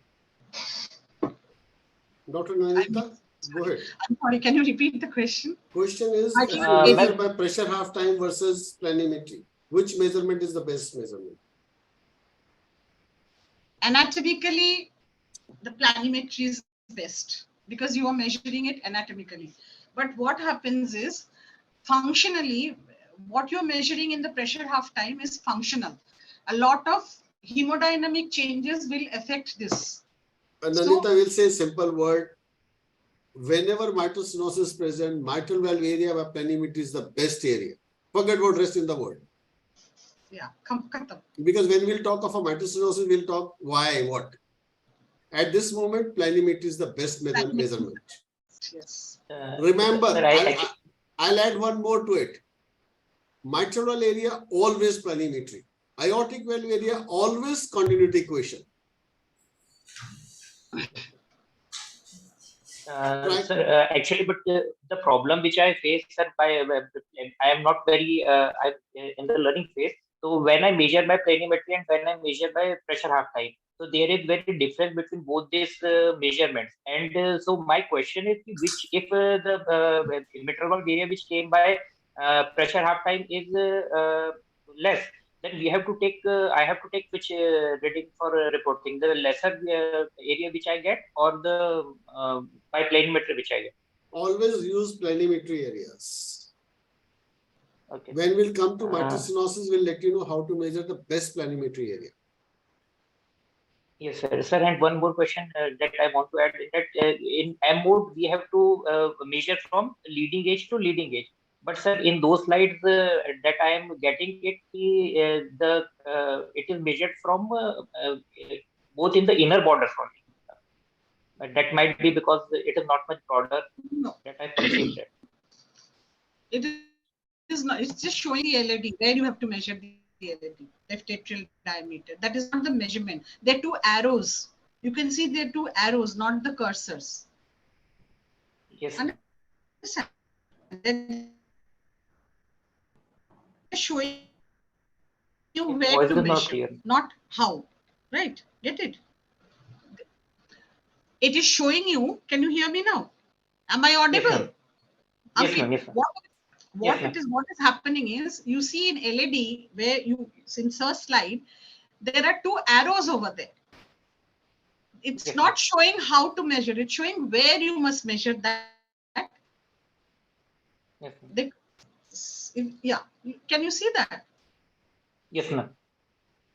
So these arrows are showing you where to measure. The measurement is not being shown. When you will measure with a cursor, you will put it at the top of the line, which is the leading Okay, edge, ma'am. and then go Yes, down ma'am. and put at the top of the LA, Yes. and that will be your Okay. LA diameter. Understood? Yes, ma'am. Okay. Ma'am, one more last question. Can you briefly repeat that relative wall thickness and LV hypertrophy? Okay. Relative wall thickness is 2 times the posterior wall divided by the left ventricular internal diameter. Clear? Yes, ma'am. Again, I have to share the screen. Nandita, please share your slide because that's how they learn. I'm sure they must be having hundreds of doubts as on today. Not hundreds, thousands of doubts today. Sir, I'm very thankful to you for giving me this topic, because, sir, they will remember me throughout their lives. Whenever they do echo, they will remember me. But I'm not being able to share again. Look, after your talk, 24 people have disappeared. Yes, sir. After your talk, 24 people have disappeared. And this third talk only. Believe my words, by the time we'll go to microstenosis and regurgitation, 50% people will disappear.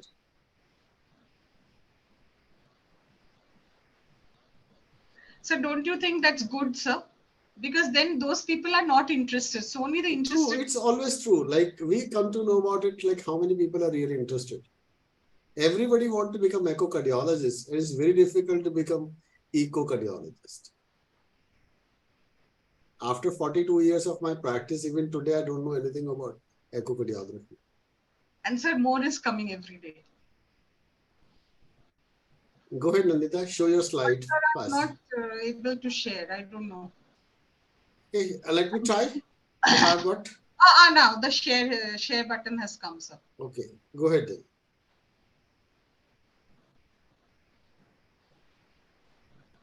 Participants can see my screen now. Can you see now? Yes, we can see your screen. Okay, sir. Can you see my slides? Yes, go to straight forward to. Yeah, where should I go? Where? What was the LV question? hypertrophy. LV RWT. hypertrophy and RWT. RWT. Okay, LV mass. Relative wall thickness. Okay. Relative wall. This is relative wall thickness. Correct. Okay. 2 times the posterior wall divided by the LV internal diameter. Actually, what you want to see is how much of the cavity is hypertrophy and how much of it is actual cavity. That's what you have. Dr. Nandita, go to your 19 number slide. 19. 19. In mode, okay. Now make it bigger. Achha. Okay. And you keep your cursor outside the slide. Yeah. Now look, everybody, the second measurement is LV internal dimension during diastole. Yes. Every one of you can see it? Yes, sir. Ankit, you can see it. Yes, That is sir. 4.73 centimeters, correct?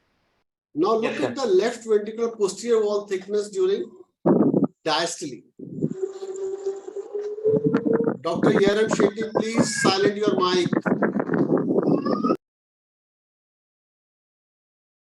So posterior wall thickness is 0.763. 2 times of 0.763 divided by 4.73 will give you relative wall thickness. Correct? Yes. Yes. The machine itself gives you LV mass. Okay, sir. And this is not should be taken in this plaques window. It should be taken in parasternal short axis view at papillary muscles. Nandita, can we have that slide of short axis view at papillary muscles?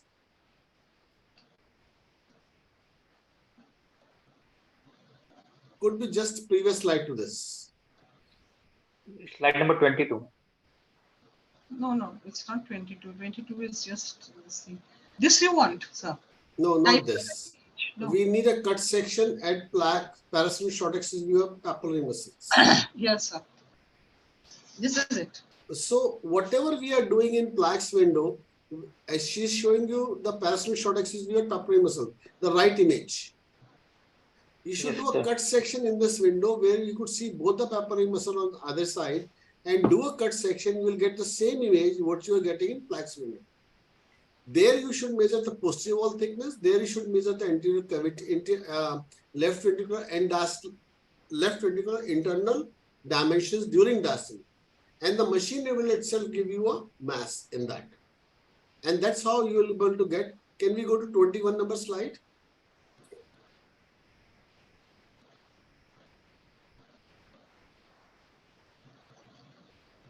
Next, 23. Yeah, 22. So if you calculate your left ventricular thickness, and there's a parameter like once we talk of the relative wall thickness less than 0.43 or more than 0.43, and the mass should be less than 95 in females, more than 115 in males. So RWT is 0.43, then mass less than 95 in females, 95 grams per meter square, and males is 115 grams per meter square. And based on these parameters, we come to across this particular phenomena of looking at how do we classify left ventricular hypertrophy.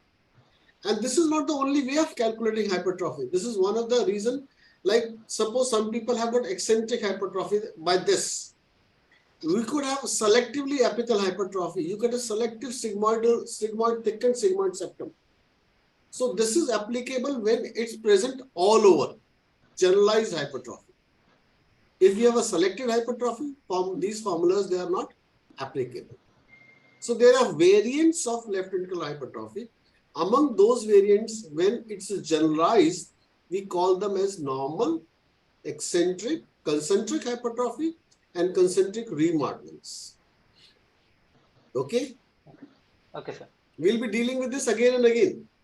When we talk of cardiomyopathy, hypertrophic disease, then we'll be dealing with them again and again. Can you stop sharing your slides, Dr. Nandita, please? Yes, sir. Thank you, sir. Thank you. Next is Dr. Walihul Islam. You want to ask something, Dr. Walihul? Thank you very much for very nicely and elaborate presentation, madam. Thank you very much. So my question is regarding MAPC. So again, I'm going back to MAPC. So does it necessary to measure the medial and lateral annulus and then do the summation or average to get the MAPC, or we can do lateral only or medial only? We Go ahead, prefer Nandita. to do the lateral wall because that is not affected by the right ventricular function at all. So we prefer to do the lateral annulus and report that. And it's a fairly good, representation of the left ventricular function. Until and unless you have some disease which is preventing the lateral annulus from moving, like constrictive pericarditis. Yes. In which case, this is not going to work. We are looking at a ventricle which is freely moving. Okay. I got it. Thank you very much. Dr. Bayayul, there was a paper recently looking at the LV function in poorly imaged patient in critical care units. Okay. Like you had patient who was in prone positions during ventilator times or during COVID times. So how do we look at their LV functions? That's very difficult. Very difficult. True. So what the people were doing, they were just putting a transducer behind their chest and trying to get at least an LV cavity, put a TAPSE or a MAPSE, either lateral annulus or tricuspid annulus, to look how much it's moving. And that gave them a fair idea whether my function is mildly reduced, moderately reduced, or severely reduced. Okay. How do we classify mild, moderate, severe is? Approximately 50% we take it as normal, 50 to 40 is mild, 40 to 30 is moderate, and less than 20 is severe. Yes. So what Dr. Nandita showed you, like what's 10 to 15? If it goes down to 8, it goes down to 6. It means my function is gone down. Got it? Yes, and I got it. in true sense today, if you really ask me whether we are using MAPSE in my practice, possibly no. What I'm today trying to look for a LV function is, I try to look my LV function either by biplane ejection fraction or a global LV function by 3 dimensions echo or 2 dimension strain. So at your level, LV function by 2 dimensions echo and biplane ejection matters. Okay, I got it. Okay. Yes, thank you. Great. Let's move on to Dr. Vikas. Unmute yourself, Vikas. Yes. I don't know. Vikas Agarwal or Vikas Sahu. Vikas, you want? Go ahead, Vikas. Dr. Agarwal is okay also. We are very happy. I think it's Dr. Vikas Shahu. I'm just listening. Thank you. No. I thought Dr. Vikas Agarwal is also opening. I felt really happy. Thank you, sir. Hello, Dr. good evening, Sahu, sir. go ahead. Yeah, good. Go ahead. Dr. Sir, I have a question that how to measure regurgitant volume fraction and effective regurgitant orifice in case of mitral regurgitation and aortic regurgitation. You will have to wait for the pizza to come in mitral regurgitation. Okay, sir. At this moment, we are not going to talk of pizza. We are not going to talk of regurgitation volumes. We'll talk of all this when we talk of the regurgitation reasons. Wait for till that time. Okay, sir. All right. Anybody else? Everybody's so mesmerized with the lecture that nobody's asking questions. Dr. Nandita, you are beautiful. You delivered a very beautiful talk. Only thing was like instead of one arrow, there were multiple arrows. So sorry. Sir, can I ask a question, sir? Yes, Vikas, wonderful. Go ahead. Thank you. Just coming back to the MAPSE, which was, you were showing the slope also there. So this EF slope, is it give us the same indication? You were saying something about the EF slope, but it was not discussed. Nandita, go ahead. Actually, if I don't know if I can share that screen again. If you look at the, if you remember the mitral valve, how it opens and closes. What happens is the mitral valve, when the pressures are getting higher in LA and lower in LV, the mitral valve just opens out. Okay. Now, as the mitral valve opens, you will find the opening excursion, that is the DE amplitude. That much is clear? Yes. DE amplitude. What happens next is as the blood starts filling into the left ventricle, now LA is volume depleted and LV is filling up. So the pressures again start equalizing. Gradient. Right. yeah, the gradient starts coming down because the pressures, volumes are getting transferred into from LA to LV. So pressures are equalizing, right? So when pressures are equalizing, the mitral valve starts to close because there's no other factor here which is in play. Understood? So once the mitral valve starts to close, that is the EF slope. That phase is called diastasis. But before the mitral valve can completely close, LA suddenly wakes up and feels that it has to do with bit. So it starts contracting. LA actually has three phases. One is the reservoir phase where the blood comes and stays in it. And then the conduit phase where the blood is going from LA to LV. It is not contracting. It's still in diastole. Then it comes into systole, which is the active phase, active filling phase, or the A wave. Atrial contraction. And contraction. So some more blood is delivered. And then after that, the mitral valve actually closes. Okay. Thank you. Thank you, madam. Dr. Apurva Kulkarni. Go ahead, Dr. Apurva. Evening, sir. I wanted to actually, I still am having difficulties in measuring the LVOT VTI. I mean, where exactly do we put the cursor while measuring LVOT? And another thing is, I had a few more questions I forgot, but yeah. So you want to measure the LVOT VTI. Yeah. Fine.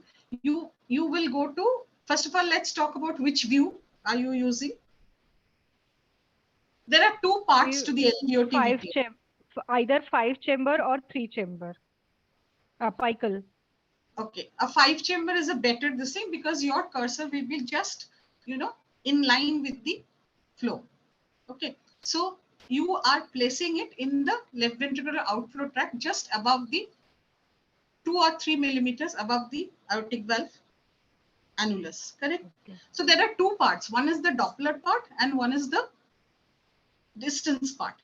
So you measure the Doppler, you take a LVOT envelope over there with your pulse wave Doppler, and you just, there's nothing very great about this here. You simply trace it. You pick up your cursor in LVOT VTI and just trace it. That's all. That's done. Next is you go to the plaques view. Yeah. And then you go to the mid systole because in mid systole LVOT is largest diameter. And then at the same distance that you measured the LVOT, that is the point away from this thing, 2 to 3 millimeters, as you say, you measure the diameter. Okay. And this diameter will be from trailing edge to leading edge. Correct? Am I audible? Yeah, ma'am. Because this is a 2D measurement. So it will be from the trailing edge to the leading edge. That is, as he said, from inner diameter to inner diameter. And you don't have to do anything. Here is that slide. I'll just show you the slides, Dr. Nandita.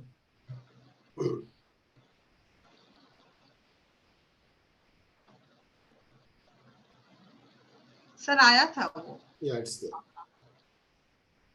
So Apurva, it's here. What Dr. Nandita said is mid-systole. Plaques view, mid-systole. Mid-systole means when both the leaflet, right cornicus and non-cornicus, they are visibly opened up.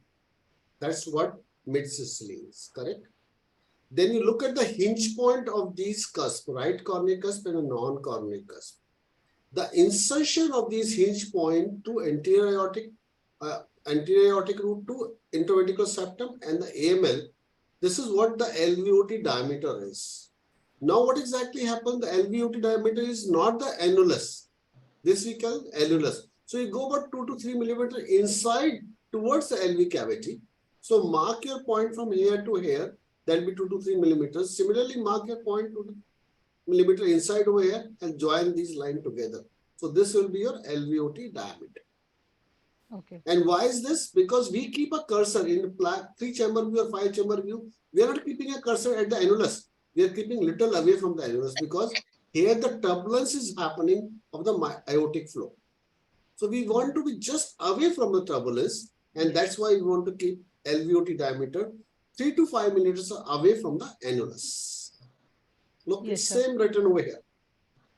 Mm-hmm. And measure this annulus in a very calculative way. Believe my words, till date, it's very difficult to measure the aortic annulus or LVOT diameter because these two cusps should be seen definitely when we are measuring the LVOT diameter. If you are across, let me just see if I have a slide of a parasternal short axis view at aorta. I hope I should have this slides of plaques at aorta. I'll tell you why it's very important, because even today also, when we are doing a tower, nobody consider us as a leading person for telling them, look, what is my LVOT diameter is. Because they feel that we are not giving the correct answer for LVOT diameter. And they're true to a very large extent. They're not wrong. Let me have some values of short axis view at LVOT, not in this picture, maybe in some, yeah, it's there. Look, this is short axis view at the LVOT. This is right coronary cusp, this is non-coronary cusp, correct? And this is left coronary cusp. So I have to correctly right into the center of this line to look at my right coronary cusp and non-coronary cusp, which they are open. If I'll just zoom it, it'll disappear immediately. No, it's not disappear. That's one. So what I'm doing, this is right coronary cusp, this is left coronary cusp, this is non-coronary cusp. I say both of them should be opened up. So I should be exactly over here when this right coronary cusp and a non-coronary cusp, they're opening up. So I have to be aligned in such a fashion that these cusps are opening. And second thing is, this is not a semicircular or circular picture. This is like exactly, this is the long axis diameter, this is a short axis diameter. But in echocardiography, what we consider LVOT diameter is when we measure at this exact cut section, which in turn means by plaques window and both the leaflets are opened up completely. These leaflets are opened up completely. We should see right and left over here. Right and non over here. Clear? Yeah. So one more question. When we measure TAPSE, you said that there are two methods. Either you measure the height or you measure the slope. So do we have a button or a measurement ready in the echo machine which says TAPSE slope? Yes. No, we don't TAPSE. take a slope. We don't take a slope. We say a height, basically. Dr. Nandita was trying to say the same thing, height. But the problem is, like, machine may not have that kind of a feature in your built up. So what we do, we go for a, just a second. Now you can see the slides. So go to the machine caliper, keep your 1 point over here and move straight up at this level. As you switch on your caliper, the arrow will come over here and you have a long line along with your caliper. Correct? Go and do it tomorrow, Apurva. Are you there or you're gone?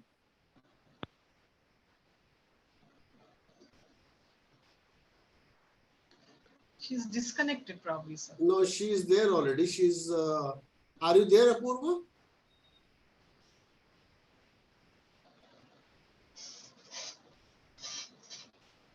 Anyway, let her come back and join. We could see her, but we are not able to listen to her. We'll come back to Apurva, and meanwhile, we can go to Dr. Suman Kumar Das. Dr. Suman, go ahead. You have become really an echo wizard now. Go ahead, Dr. Suman. Good evening, Dr. Nandita ma'am and Dr. Rakesh sir. Namaskar. And thank you, Dr. Nandita ma'am, for his excellent class. Sir, I have a question, sir. In case of left ventricular hypertrophy, sir, is there any classification of mild, moderate, or severe? I don't think so, Suman. As on today, we are not talking of mild, moderate, severe. Either is a hypertrophy or no hypertrophy. And I remember the same classical word of Dr. Parashar, pregnant or non-pregnant. Nothing like mildly pregnant.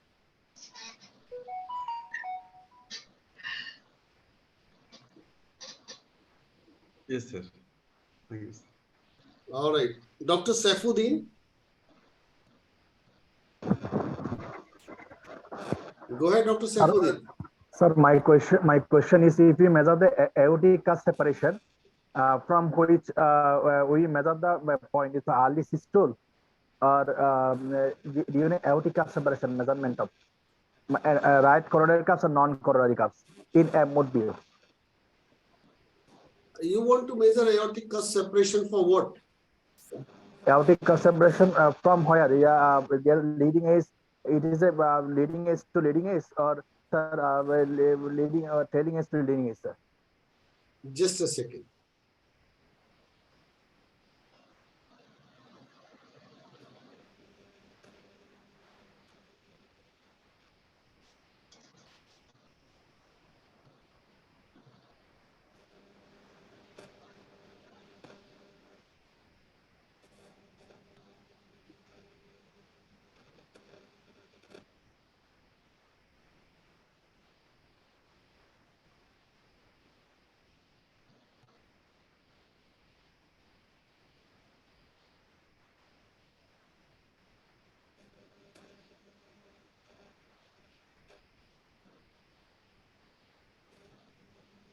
Yes, sir.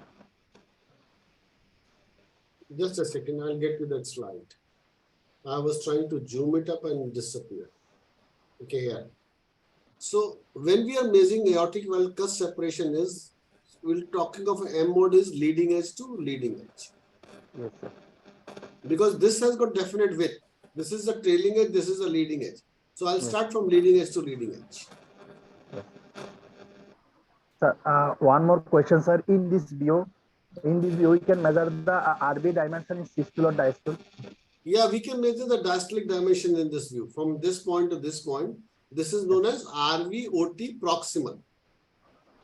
Yes, sir. Proximal RVOT during diastole. Systole it will be smaller. Yes, sir. So during diastole will be measured. Correct? Okay. Thank you, sir. Dr. Nikita Goel. Yes, sir. Sir, can you hear me? I can hear you, Nikita, but your mic is saying, can you hear me? It's breaking. No, it's better now. It's fine.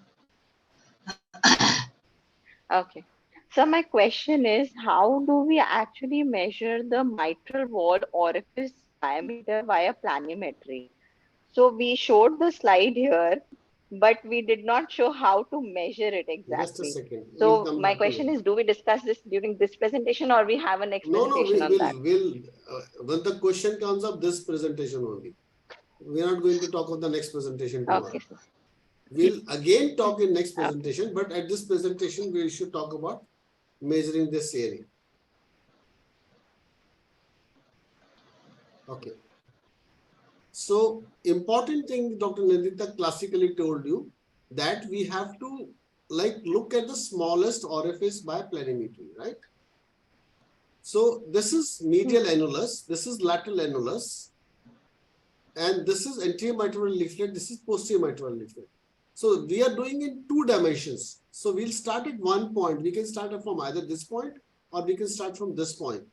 And then trace the inner border of this mitral annulus. Very carefully and very slowly. Okay. And do it as many times as possible. And at your level, what else you can do is just zoom up this picture. My picture is not zoomed up. Let me try if I can zoom up for you.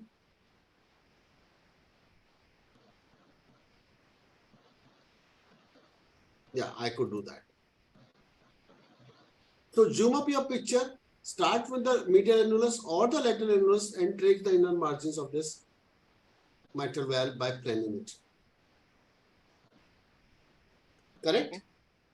And how do you get this Okay, view sir. at short axis? Hmm.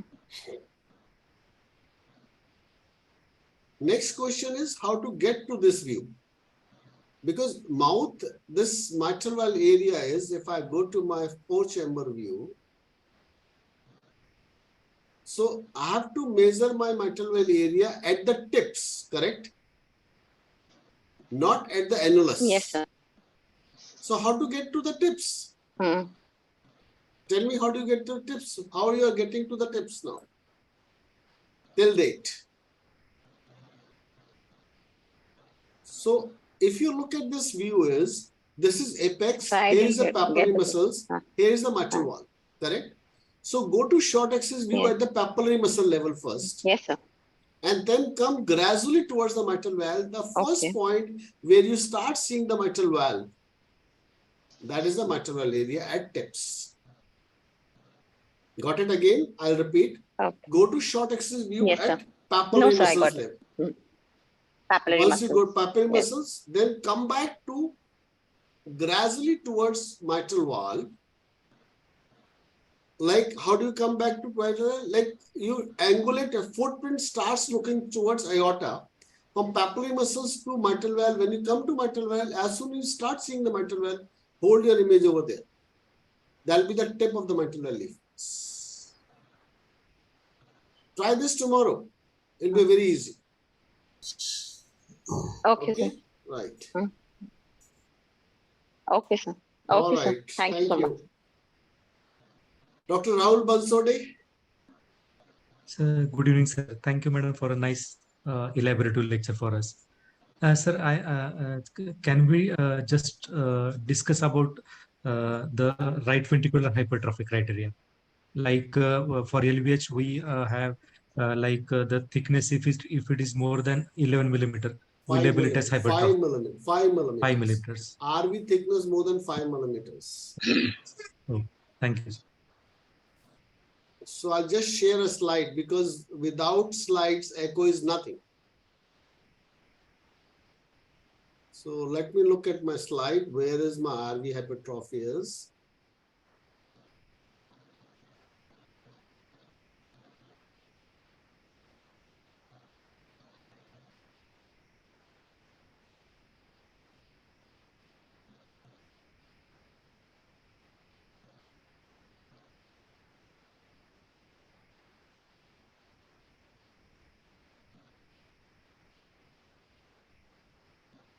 Can you see my slides?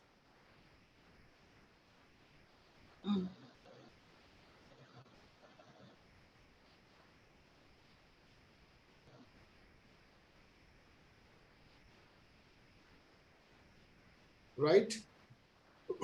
Go to subcostal window. 1. Second, look at your papillary muscles. Look at your tricuspid valve when it's fully opened up. This is roughly at the mid or late systole when your tricuspid valve is fully opened. So what is that phase is when the tricuspid valve is opened up?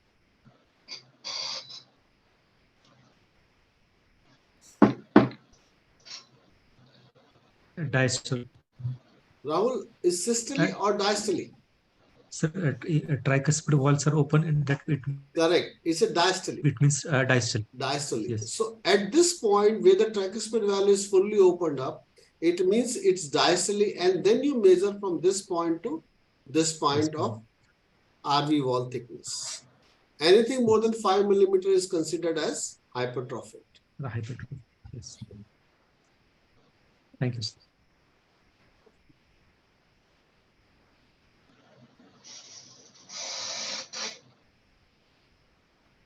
Anybody else? Dr. Purva, go ahead. We can now hear you back.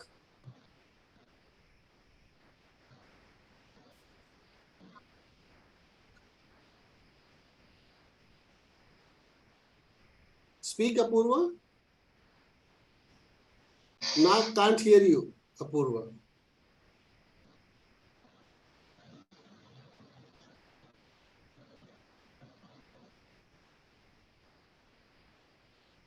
Your mic is mute. Unmute your mic first, Apurva.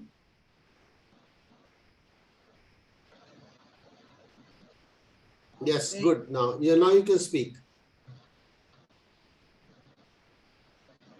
Look at the volume button on a right bottom of your screen. There is a speaker button seen over there. Click on that speaker button and see whether it is low volume or high volumes.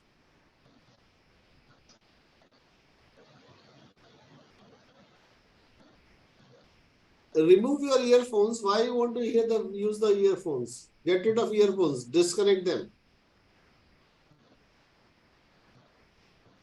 Now speak directly to the computer. All right, no problem. Write your message.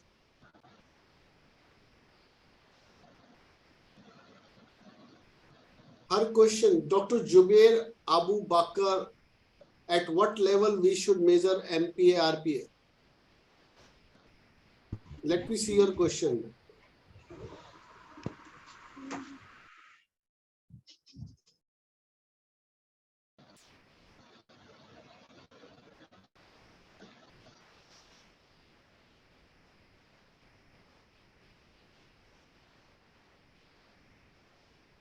Meanwhile, let me answer Dr. Jubair's question is, at what level we should, can you share your slides, Dr. Nandita? Let me see if I have got main pulmonic artery.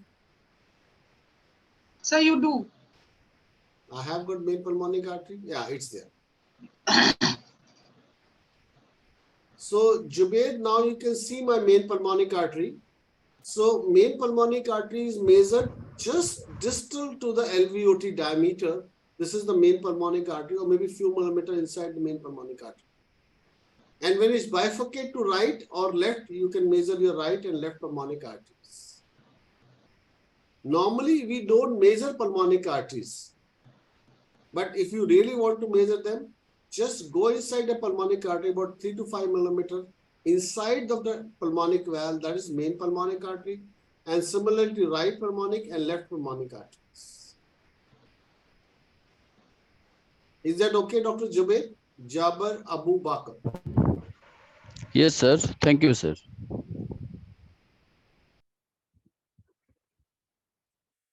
Dr. Padma Rita. Yeah, good evening, sir and ma'am. Thank you for the lecture, ma'am. Sir, as a beginner, there were so many measurements told to us now. So where do we start? So what do you think we should start off tomorrow at the hospital? Only few, very few of them, not all of them. Yes, sir, that I know. So can you just tell us what is the thing that we will be able to do as a beginner from tomorrow? Aorta, LA. Yes. And then go for ejection fraction. Okay. That is the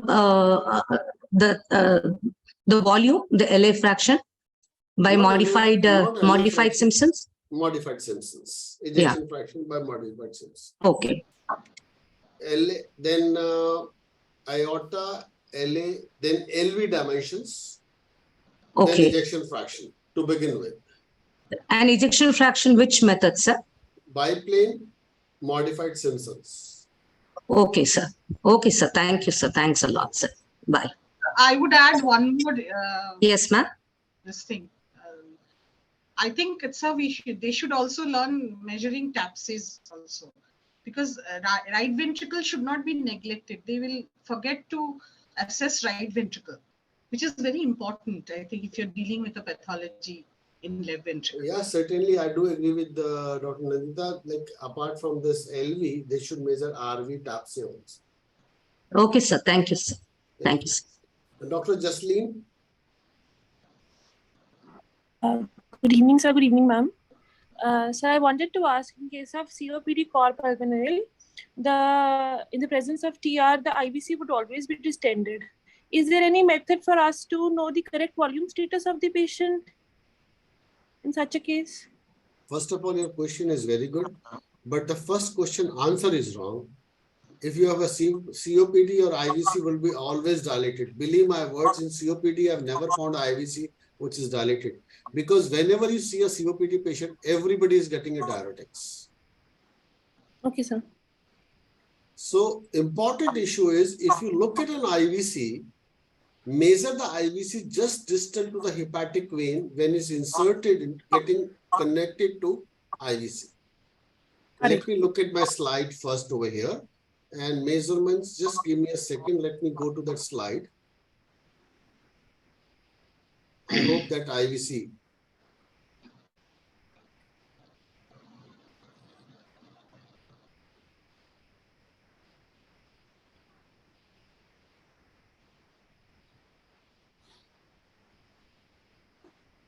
Your question is excellent. Like, how do we look for a volume status of a patient? That's what exactly you're looking for. Right, sir. So I'll stop over here because this is not there. And give me a sec.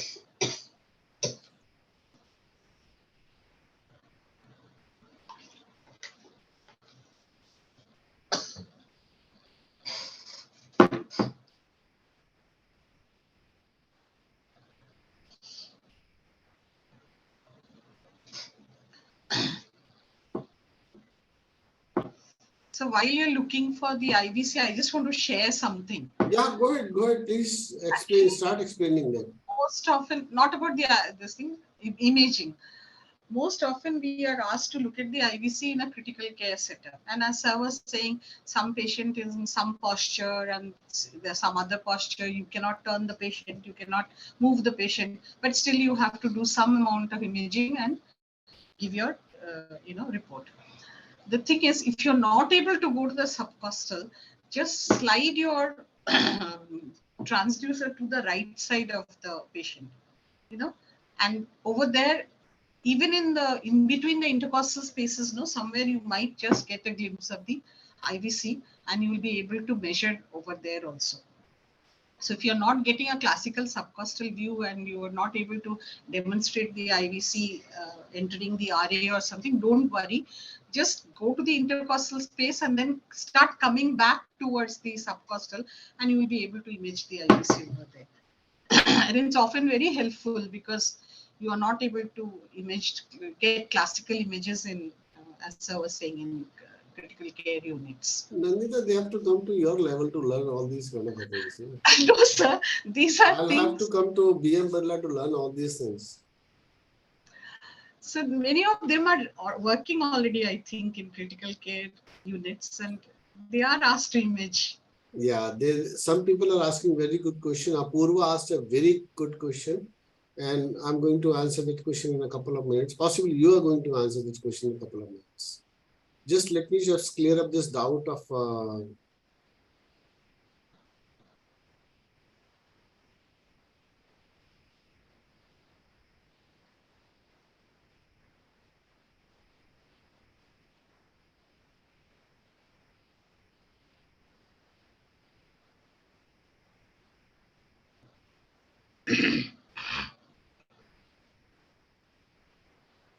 even the computer feels not good when you're trying to click this button again and again.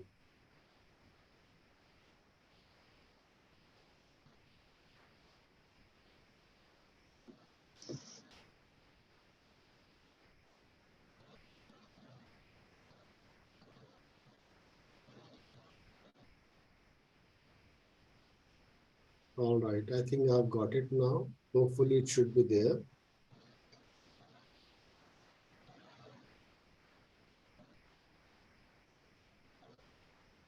Yeah. Still.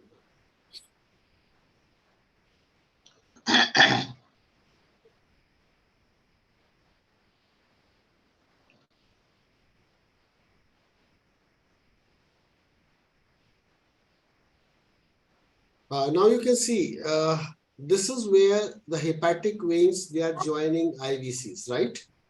Here is the right atrium. So what we do is we put a cursor over here to measure this IVC diameter, and then we say inspiration or sniff and measure this diameter again. So what one you have before inspiration, another is after inspiration or sniffing. The principle is, if you have an IVC diameter of less than 21 millimeter, it collapses with inspiration or sniffing, then you have a RA pressure of 5 millimeters of mercury. If it's less than 21, sniffs less than 50%, RA pressure of 10 millimeters. If it's more than 21 millimeters, so less than 50%, less than 21, more than 21. More than 50%, less than 50%, then RA pressure of 5, 10, and 15. When you say Jaslene, this is hypovolumic. When my IVC size is less than 14 millimeter, or some people say 12 millimeter, then we call them as RA pressure of almost 0, or we say a volume deficit state. Is that clear? Right, sir. Right, sir. And it's lot many things are more present in IVC size and RA pressures. We'll be talking about all these things when we are talking of right chamber. Right, sir. Thank you, sir.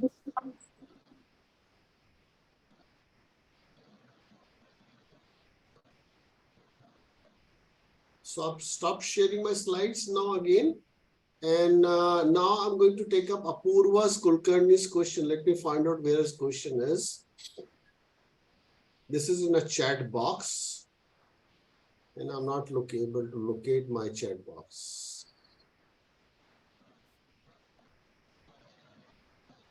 Apurva, can you write that question again? I said double chambered right ventricle. How do we look for what exactly? I am not able to remember it. Sir, she's asked that DCRV with operated PS, 13-year-old boy. Should Correct. we do such echoes, or, I mean, she wants to know, should she attempt such an echo? Yeah, why should not she should attempt? She has been doing echo since 2007. She's already 14-year-old, more than 16-year-old in echocardiography. Why she should not attend it? She is fully grown up in echocardiography. What she wants to know, I think, what should she look for? I had lost touch of sir or echo. Echo, okay. So you can join a fellowship program coming up from May. But one condition, you have to really work hard, like Dr. Nandita. So this question, should we answer it, sir? DCRV. Yeah, go ahead, answer. Basically, what they would have done is they would have cropped the infundibular. It would probably be infundibular, or it could be mid cavity, muscle bands also. So they would have just sheared those muscle bands and released the obstruction. So now what you will find that if done properly, you will find that the flow in RV is absolutely laminar, and there is no obstruction inside the right ventricular cavity.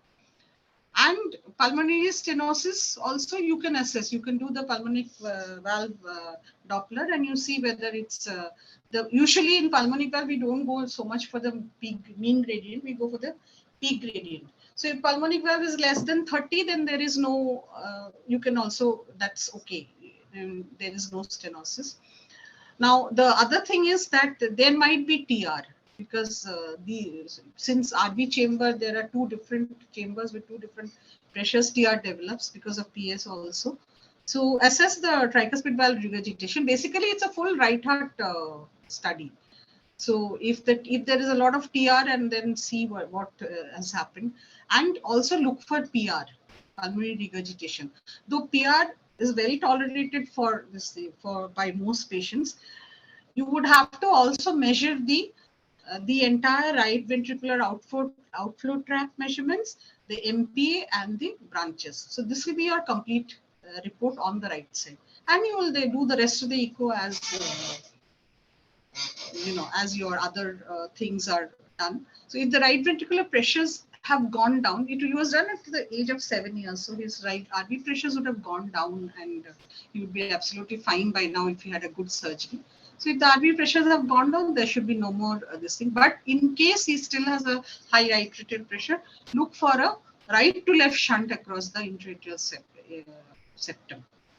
So these are the things mainly that the things. So please fill in if I have missed out anything.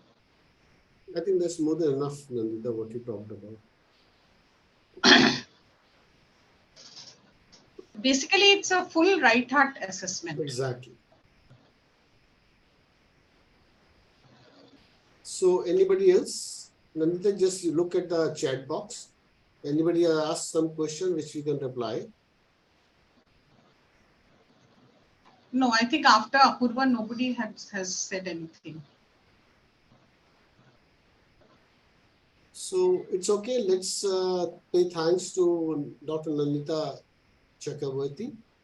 And on top of that, I hope this topic is... Question here. I just take a minute, sir. Someone has asked body surface area, how to calculate. I don't know if you're Apurva only. You don't have to do much actually. If you want to calculate the BSA, you can have body surface area calculators in your phone. But usually most of the machines only have that. You feed in the height and weight, and the machine will give you the body surface area. Not only that, the higher end machines will also index it for you. So, sir, that's, I think that no more questions. Yes, I think so. All right, guys, can we stop over here? Is that okay? Yes. So, like we started with almost 98 delegates and now only 51 are left. The rest of them are enjoying their lunch and dinners. So let's have the opportunity of we two having our dinner together. So I have all the reasons to say goodbye. Shabak has, stay safe, and very happy to the people who have been from the various part of the world and India too. I don't say like from India alone. So everybody, we would like to wish you happy or Eid Mubarak to all of you, and enjoy your really good few days now onwards. I hope like for next 5 days, there's a holiday in Bangladesh starting from today till Tuesday. And Delhi or India will have at least a couple of days holidays starting today or tomorrow. So with these few words, good night, Shabak Khair, stay safe, and see you next week on Thursday at 5 o'clock, little early for all of us, but we'll take about 3 to 4 hours to show a live demonstration of all the modalities, whatever we have taught in last 3 classes. And be prepared with your questions. If you really want to learn echocardiography, we'll show you everything live. That's what we aim to. With these few words, good night. See you next time. Bye-bye. Good night. Good night. Good night. Good night. Good night.